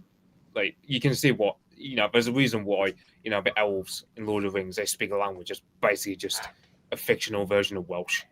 Oh, that's what we're watching right now. Actually, we just finished movie 2. I said that before we started, Aubrey Ali. We watched the first episode. We watched the second half of the first episode of Lord of the Rings recently. No. We just finished the second. We just it was the second one. Oh, thank yeah. you. Yeah, it was. Yeah. It was. Yeah. Oh, are you watching the extended editions or the regular one? They were like 3.5 hours. Yeah, we just watched the one with the tree herders and all the rest of it. Anyway. Yeah. Oh, the two towers. Yeah. Yep. So now we've got one left, which I've not seen before. Are you scared of spiders? Yes. Are you scared of spiders? No. I am afraid of spiders, actually, because of St. Louis. Thank you, fucking St. Louis. Because we have brown recluse spiders here in great number.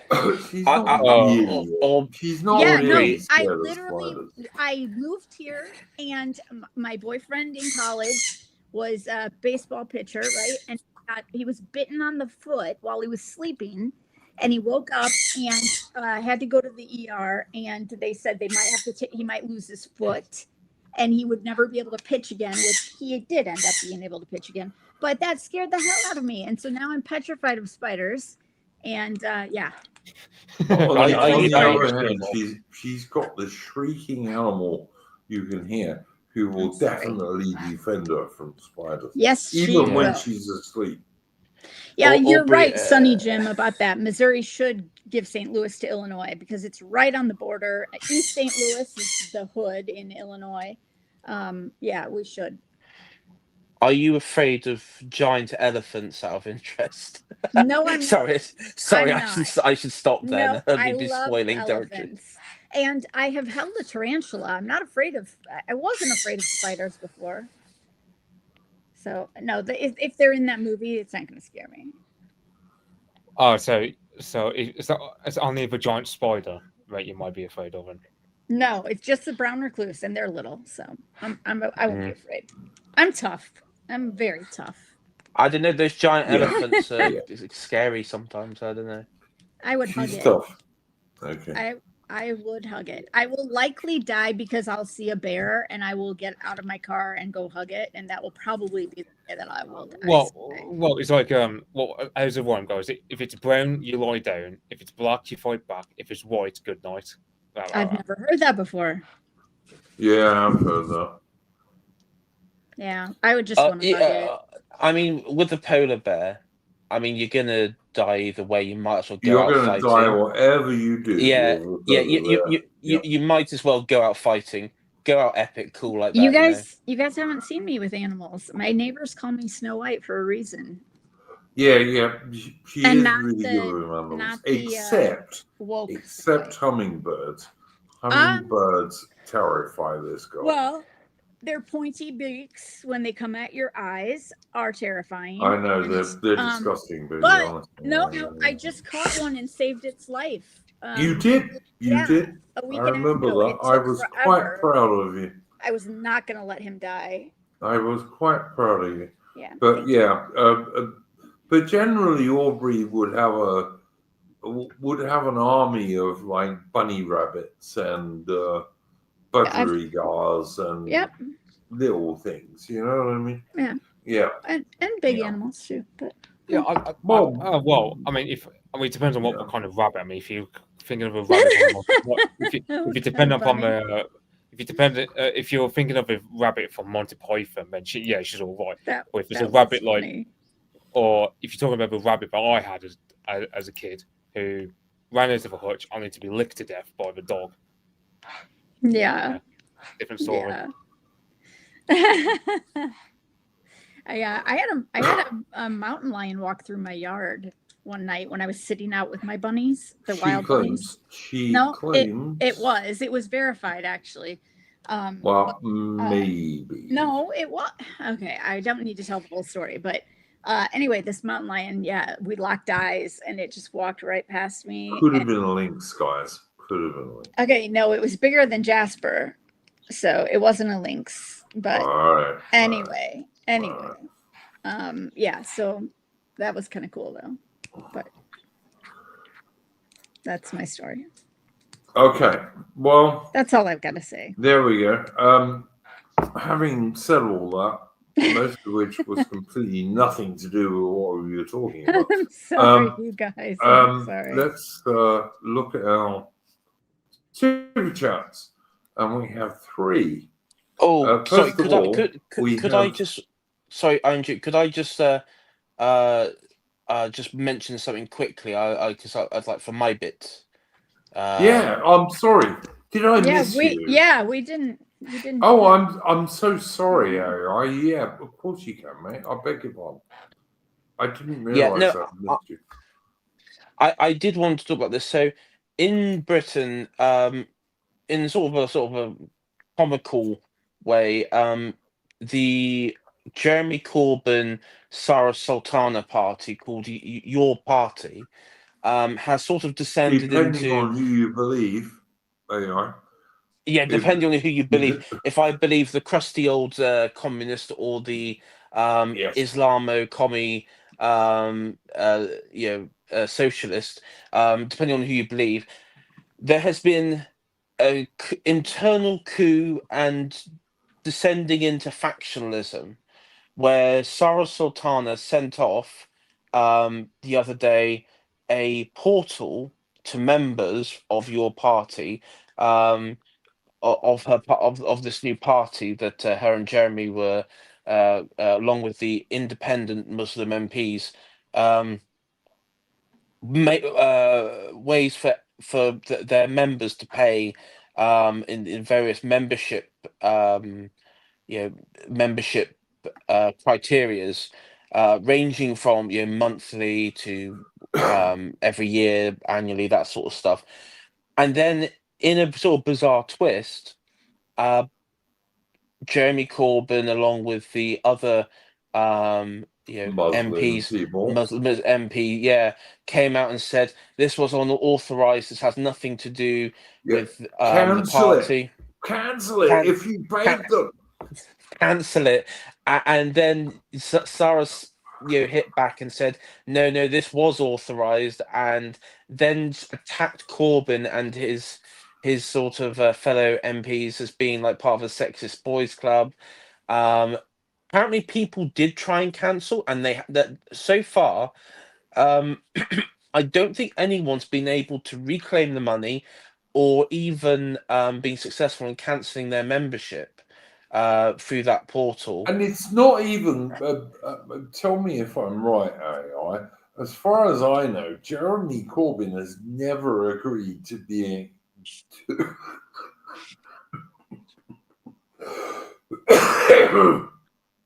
to it being called your pie.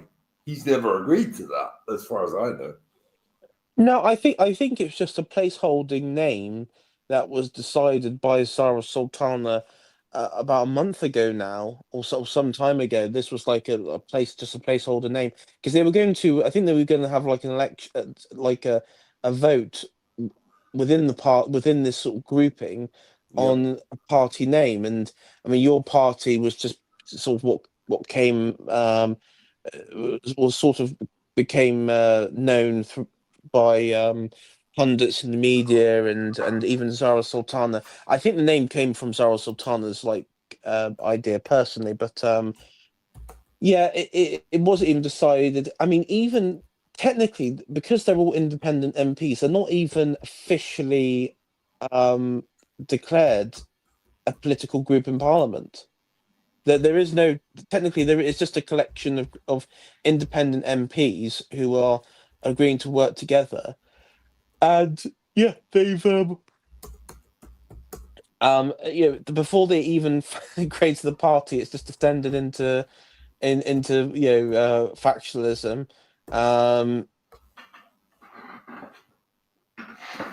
Zara Sultana, presumably, I think it was over the leadership, because now it's a bit confusing, because apparently Zara Sultana was backing people within the party who were trying to get rid of her. And then it's like the communications bit of the party was then was removing Corbyn and his people. So I honestly, I do not know what's gone on here.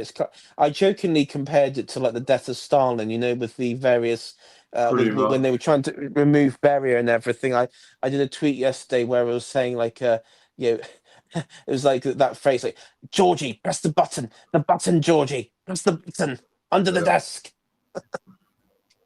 Shoot them in a underground room. That's the left. That's what they like, mate. Well, look, it's Corbyn plus there's a Muslim nationalist MPs. That's what it is. And the male ones, who's about 5 of them, don't like this chickie babe who doesn't wear the hijab. Well, what a fucking surprise. They hate each other, actually. Yeah, and the funny thing is, Corbyn always used to have John McDonnell, who was like his sidekick, right? It was a sidekick, and I didn't realise that John McDonnell's still in the Labour Party, and hasn't really has turned away from Corbyn a bit now. So I was a bit surprised about that, but a lot of the people within the Labour Party who were part of that sort of left network back in the day when you had the Corbynistas haven't really joined up with this, because I think probably they knew, Corbyn. I mean, in some ways, we talk about Farage being like, he's this great he's a good communicator. He does perform with the right people. He can perform well on stage against his opponents, but the problem is he isn't a leader. He bickers and he stabs people in the back continuously, and that usually does constantly. And in some ways, Corbyn is actually like he's actually more similar to Farage than he probably would like to admit. and particularly he has a very similar habit of poor leadership. I mean, he's a crap leader. Crap leader. Well, I mean, AI, let's remember, okay, whenever you think of Jeremy Corbyn, all you've got to think is the tiny little skinny Jeremy Corbyn underneath the enormous black woman who was his girlfriend for a long time. I can't even remember what her name is now. Like she's Diane Diane Abbott. You every time you see Jeremy Corbyn on the news or anywhere else, imagine that skinny little white guy underneath the like enormously crushing weight of the vastly fat Diane Abbott. And it's then funny you mentioned that. Understand who you're looking at. I mean, it's funny you mentioned that, but do you know who also in Parliament allegedly, and I heard this when I was in the Tory party, and this is just a rumor, so I cannot confirm this, but do you know who also had a fling with Diane Abbott? Oh God, no. Who? What? This is scary to me, but okay. Who? It was Michael Portillo. Nah, don't believe it. Don't believe it. Yeah, that's what I heard. So Yeah, I don't believe that. I thought don't believe that. I thought Patilla was gay, or was he apparently not. No, I don't think he's gay, but honestly, like Diane Abbott, I mean, I've got to say, all right, when I was in the British Army, you could go out with a girl who was described as a double bagger, and that meant she was so ugly that you put a paper bag over her head in case the one over your head came off. Oh, right? that's awful. And that meant you were the bottom of the bottom of the bottom of women, people who went out with women. But Diane Abbott is a double bagger if there ever was one. But like, how would you even get it up? Wait, would those girls get taken home? No, baby. The double baggers? No, to some place they would get taken. But this was not me, all right? I was never somebody who would do that. But never ever someone who would do that.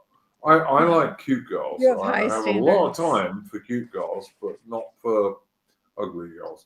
But I just cannot imagine, like, how could you even get your penis hard with something like Diane Abbott? I don't get it. I mean, it wouldn't happen. I'm sorry. No, it's strange. I don't understand that, to be honest. And wasn't there that guy in Keir Starmer's inner circle? Was it like Paul Ovenden or whatever his name was? Oh, and yeah. Apparently, he got sacked because apparently he made sexually explicit messages regarding Diane Abbott. I mean, it's about 7 years ago. Oh my God! He said about what was it like about like. He said he had like this bizarre fantasy of her with a strap on or something. I don't know. Oh my God! Oh my God! Oh wow! Yeah, these people should be executed. I'm sorry, they just should. I mean, the thing is, imagine you get sacked because of emails relating to that. That's just embarrassing. Listen, there are a lot of really ugly women involved in politics. There really are. But Diane Abbott is one of the worst. No, the thing is, it's like people say like, strap and I go. It's also worth noting on Diane Abbott. Right? Didn't she have like two left? Didn't she have like two left shoes not on? Like, she didn't have a right foot. But she's enormous. But she's enormous. She's like a barrage balloon. What's the white version of her in the Labour Party? What? I don't think there is one. Emily Thornberry. Yeah, she's like the white version. Listen. I mean, you know, the chick who just got the sack. I saw left-wing people trying to claim that men thought she was a fantasy figure. Like, yeah, if you're into nightmares, okay.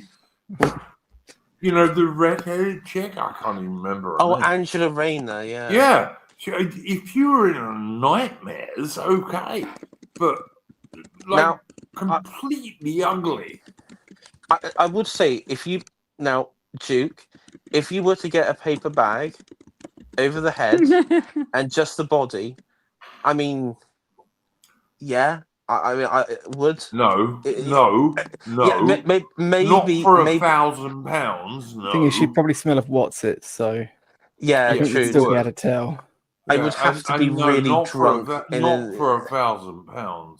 I'm sorry, but not even for £10,000 would I go to bed with something like that. Angela Rayner, no, never, never, never, would never happen. I'd sooner be completely monastic, frankly. Yeah, and then you had that MP that was like a Conservative MP, Alicia Kearns. Like, I think she's still an MP actually. She kind of looks like an Addams Family sort of member. Oh my God.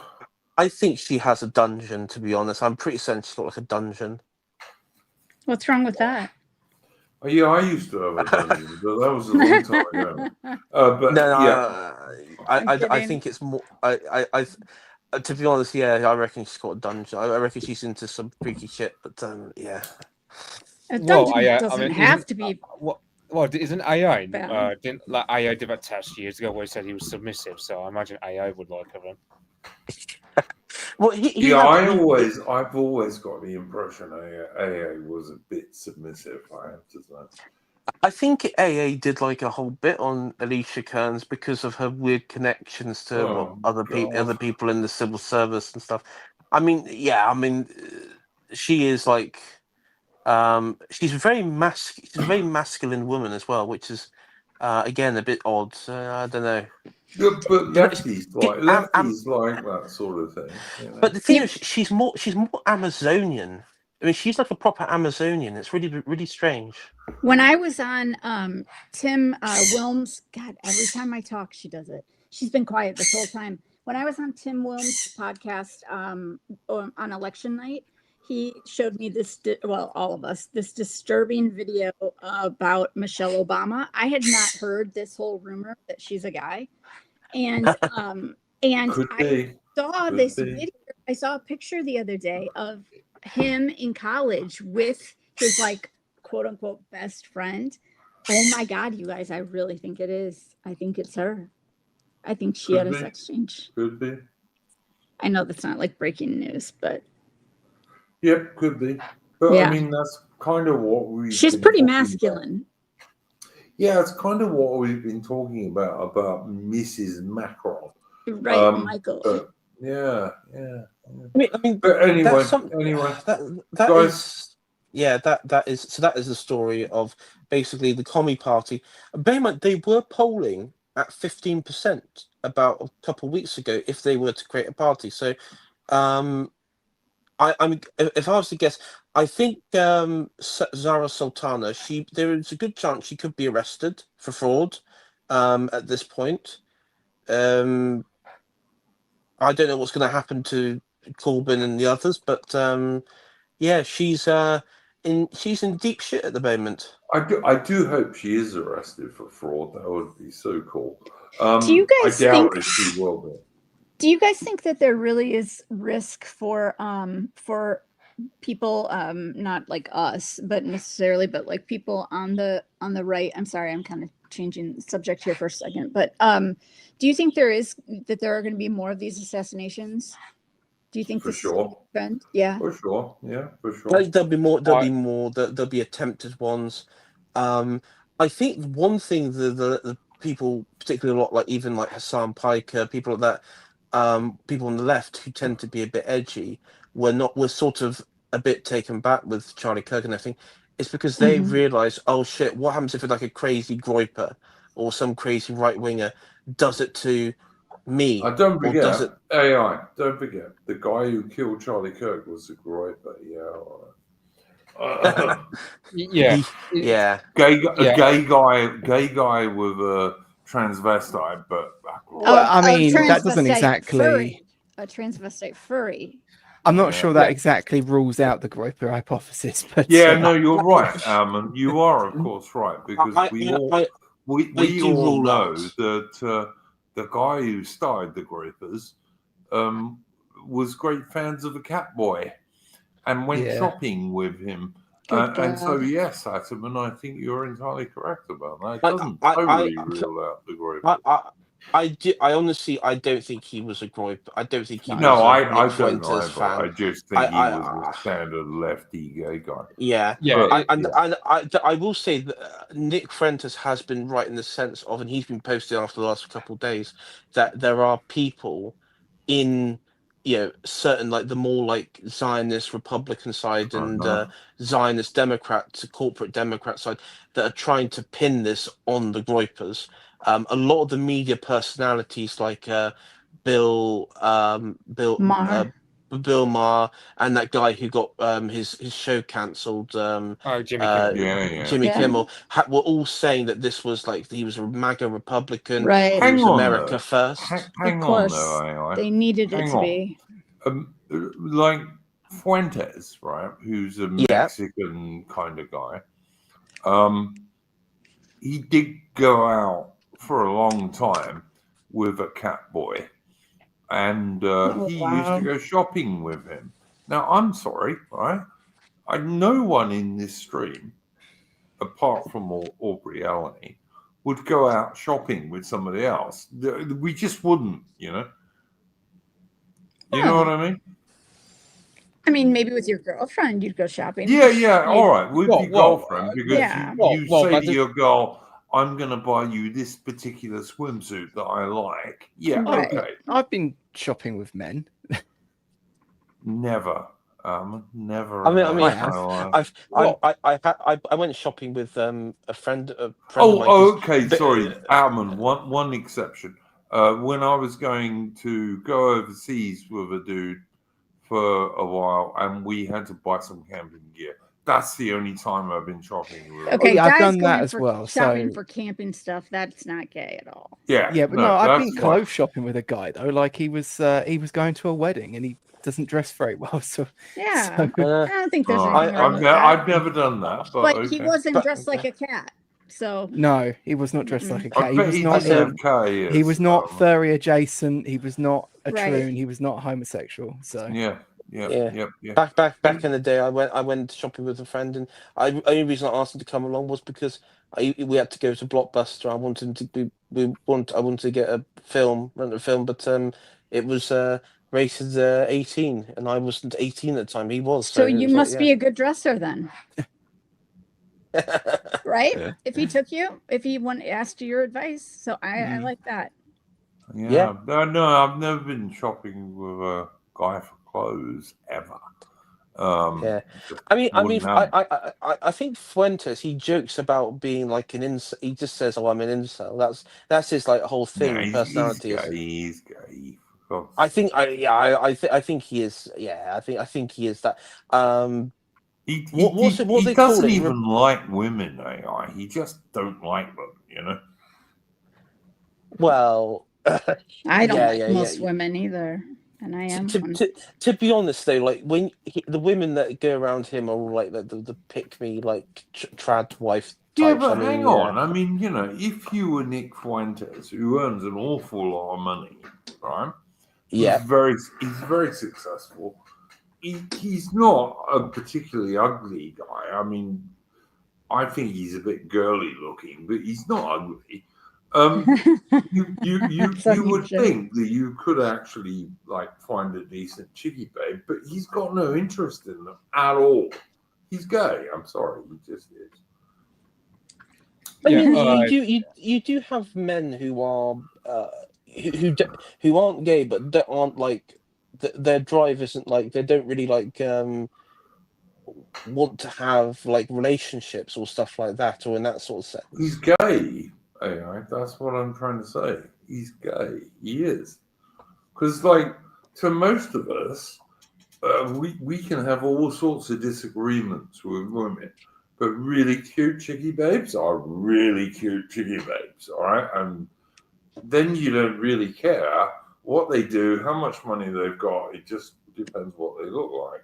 And Nick Fuentes is not like that because he's bloody gay. He is. So you're telling us men are just superficial? Yes, totally. Okay. Got it. Totally. Got Totally. it. Well, Yeah. when it comes to women, Right. Yeah, Okay. totally superficial. But on the other hand, we'll also get killed for you, so not that superficial. Yeah, that's pretty cool. I do like that. Yeah. I like Sonny Jim's comment there about if he went shopping with you. He said, Duke, does my bum, did you say bum? Yeah. Yeah, he look in did. this? He I did say think that, it's and I just ignored that because I'm sorry. I sickens pointed me. it out because I think Yeah, it's it just funny. sickens me. That's why I ignored it. But you know, but of course, every girl asks you that. But that's all right. She's a girl. I've She's never allowed asked it. a guy that before, ever. Oh, come on. No, I haven't. All right, you never thought your bum looked too big. All right. No. You probably didn't actually. I mean, because you were quite the cute. I guess Was in quite that cute. scenario, Mm. I mean, I guess the worst of scenarios if you knew a girl who viewed you as a friend and asked you to go shopping with her, that would probably be that would be quite Oh gay, yeah, you sort of wouldn't do coded. that. No, you No, never do that'd be that. weird. That'd be weird. Yeah. I took guy friends shopping to pick out things like for weddings and stuff like that. Oh no. Yeah, that's a bit different. That's a bit different. But no, I'd go shopping with my girl if she said, "Ted, I want you to buy me a pair of high heels, or I want you to buy me a swimsuit, or whatever it might be." And I'd just go to make sure she got what I wanted. That's the only reason I'd go. Which means a thong bikini and 6-inch high. Yeah, of course. Yeah, of course. What liberal shit is this I'm hearing? What women doing as they're told? Are you talking about AI? See, two guy friends shopping. That's very Oh emasculating. no!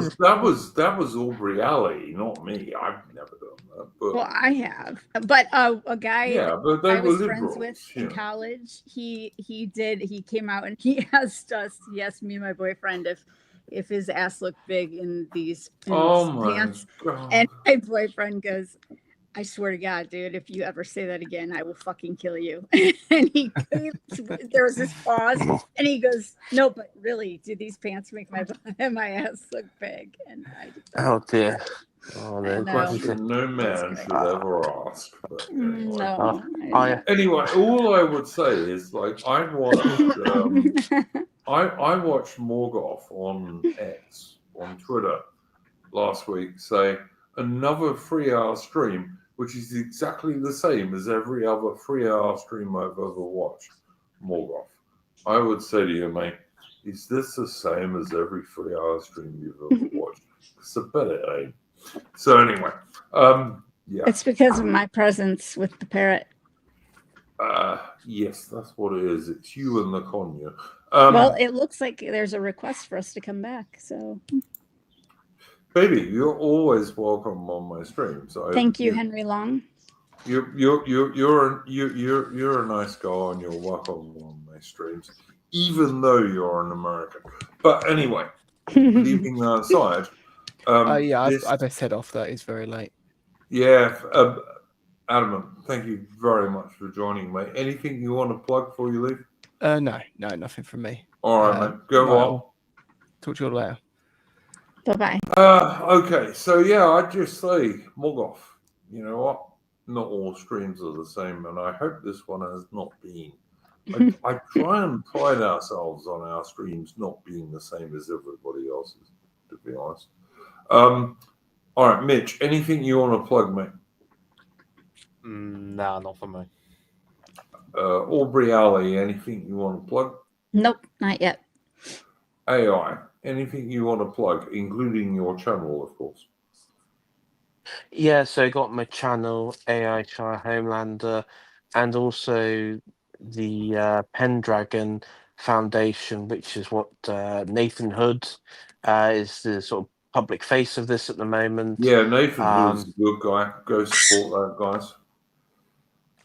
And we are through this sort of charity endeavor, we're looking at historical buildings and castles, predominantly castles, with the aim of restoring Britain's castles, which have been left physically to ruin, but also castles which have been left in the hands of very vile and anti-English, anti-British actors who have allowed it to be symbols of, in my view, hatred. What I consider hatred to this country and its people, and we see it very often whether they fly, foreign flags or sexual, gendered flags over them. So this is. This is what we're aiming to do, and to rescue such properties from both forms of ruination. 100% AI. Please send me a link to the castle thing in Discord DM so I can put it up. Thank you very much to my guests, Reality, Adam and Mitch, and AI. I'm going to play us out of a tune. Hang on, wait a minute. I've still got to do our entropy. Sorry, beg your pardon. First of all, entropy. Heave Publicringe for $3 says, fuck, many kill out of the three women, Candace Owens, Bridget Macron, and Diane Abbott. Anybody got anything to say about that? I mean, I totally agree. All very ugly. I'm just trying to. Yeah. I don't even like Candace Owens, to be honest. But yeah, I'm just trying to think, like, who is the most attractive women in politics that you can think of, and I mean, it's difficult, really, isn't it? I mean, I don't mind Meloni, but but when she was a bit younger, Melania. Yeah. Oh yeah. When she was younger, didn't Serbia, one of the former Yugoslav countries, have a female prime minister or president that was proper 10 out of 10? Oh yeah. I'll let Brun or something like that. Well, I can tell you guys, if you want to look at really cute weather girls, oh god, you have the to topless ones. No. I wish. But no, you can go to the former Yugoslavia, and they used to have really cute weather girls in. Well, in Canada, they've got the ones that strip while they do the weather. Oh yeah, but that's not a mainstream channel. Mm. I have seen them. Yeah, they're all right, but yeah, they're not a mainstream channel. But if I had my way, all women on mainstream media would do that. It's would strip. Yeah, absolutely. I can't see why not, to be honest. But yeah, and that would get rid of all the ugly ones really quickly. But yeah, so Sheev Publicringe, I think that's what we have to say about that. Rudd Three Trees, for a very generous $25 is saying some support for you, lads.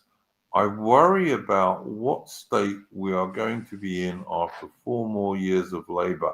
I think it's only going to be 2.5 years, to be honest, for a Three Trees. And then 5 of containment from reform. Yeah, I agree with that, mate. Is there a point where the demographics get so bad there is no coming back? 9 years is a lot of time. Any white pills to hand out? Listen, I wish Outman was still on here, because I know Outman has made some very good points many times about the fact that the British demographics could get much worse than they are now, and we'd still win.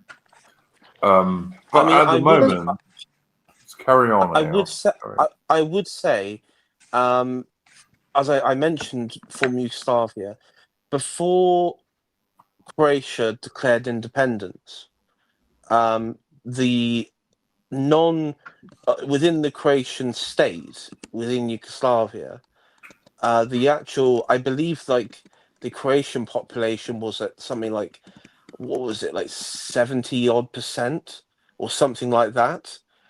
And then after it was like upwards of like 98%. And that's an very extreme example of where, ethnic Croats, there was, population swaps and everything. And the thing that is, this is something that, when I talk about the castles, right, and one thing that I've been doing research into the castle stuff, whenever I go to these places, whenever I even when I went to a pub last weekend, one thing you find is, particularly in pub, one of the few when you have pubs that are still open, they're always they're always British people, real British people, not the paper Brits, not the foreign nationals who can come here in the Pakistanis last don't couple of like years. pubs. No, they don't. And this is the thing. Whenever, and I actually do think when push comes to shove, if there was a time when this country really is like on its knees, when it is in dire straits, or if there's a war, conflict or something, I do think a lot of them would just go. If the country was no Yeah. longer enticing for them, they would go. A lot of them would go. Particularly if you cut off welfare payments and the National Health Service and all the rest of it, yeah, loads of them will Yeah, deport I themselves. I mean, in many ways, I mean, I've viewed this for a long time now, that the welfare state needs to go, and the National Health Service needs to go to save Britain, because that's the one. It's kind of like a magpie with something shiny. The shiny thing is, unfortunately, the welfare state and the NHS, and it needs to go. And Yeah. once that goes, the big incentive for immigration goes with it as well. Yeah, it dies. And yeah, it dies with it. So I think, I mean, yes, of course it can be reversed. It absolutely can be reversed. And the tragic thing about it is, Pakistan, for example, they expelled, what was it, last year, like 140, 150,000 Afghans Yep. from their country. Yep. So there is recent example, like in the last year, of where countries have used their Didn't make police and any army and headlines. everything. Yeah, to Didn't make any headlines. Wasn't on the yeah. BBC. Yeah, the bias brainwashing corporation. But yeah, no, absolutely, mate. I totally agree with that. Mitch, anything to say on that one?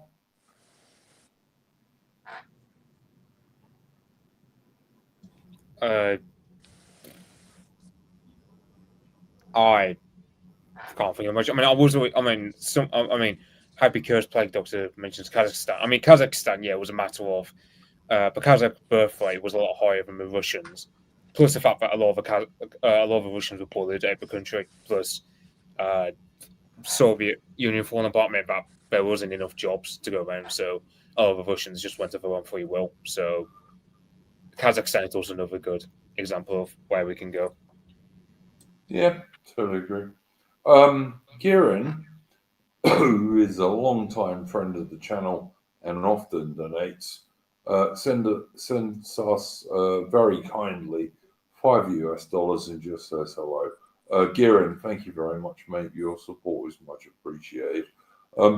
All of the super chats that we get via Entropy on this stream, they simply go back into paying for the channel on YouTube and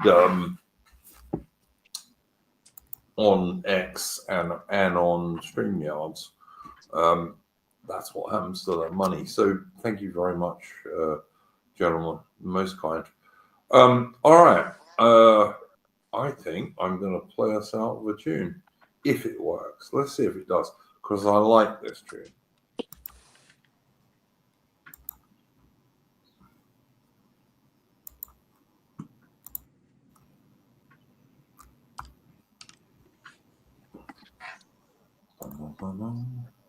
There we go.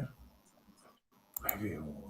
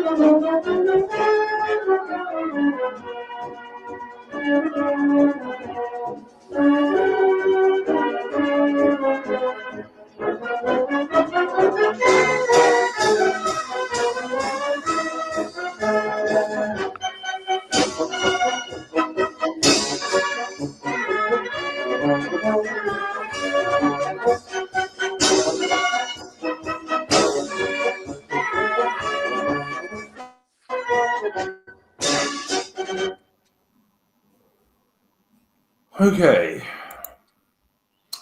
That was Last Stand, which is a British military march, and quite appropriate because the British military have done quite a few of those. One of the interesting things about that stream, about that song, tune, is if you look, it's the last 11 guys who stood at Maiwand in Afghanistan in 1881. And what happened there was that an Anglo-Indian brigade of one British battalion and two Indian battalions and some Indian cavalry and a bit of artillery went out and faced the Afghan army, which was like 5 times bigger than they were. And the Indians all ran away, amazingly enough. And the Royal Berkshire Regiment were left to pay the bill, basically. And the last 11 there is a famous painting. And of course, if you look in that painting, there's a small little dog. And the little dog was called Bobby, and he was a sergeant's dog. And Bobby got really badly injured because he was a good and brave, faithful dog. And he stood with the last 11 guys to get overrun there. And then he hobbled off with his injured paws and caught up with the army and was nursed back to health. God. And when he got back to England, Queen Victoria, who was an enormous animal lover, of course, gave him a special medal. And you can still go and see him, although these days he's stuffed, sadly. Oh, God. Oh, he's taxidermied. Yeah, he's sadly stuffed these days. But he did survive the war, and he got a special medal from Queen Victoria because he was very brave and faithful, like a good dog. To be fair, the Victorians love their taxidermy, so it's not surprising. Yeah, and listen, I've seen Bobby, and I'm sure he was a great little dog, but I didn't really need to see him stuffed, to be honest. But whatever. So yeah, this stream I hope has not been like every other 3-hour stream about politics. I hope ours are a little bit different anyway. Thank you very much to my guests Adam and Mitch, AI, and of course Reality, the only girl in my Discord these days since the sad passing of Lady Ashore. And so we will see you on Wednesday when you can find out about the myths of the Battle of Britain, which you might find quite interesting. And no, we will not be slaying the young pilots off of RAF Fire Command, who were the bravest of the brave. But you know what? The myths around the Battle of Britain, they don't come from them. They come from people like Winston Churchill. But anyway, we'll talk about that later. Go well, guys, and don't let the bastards grind you down. Bye, guys. Right.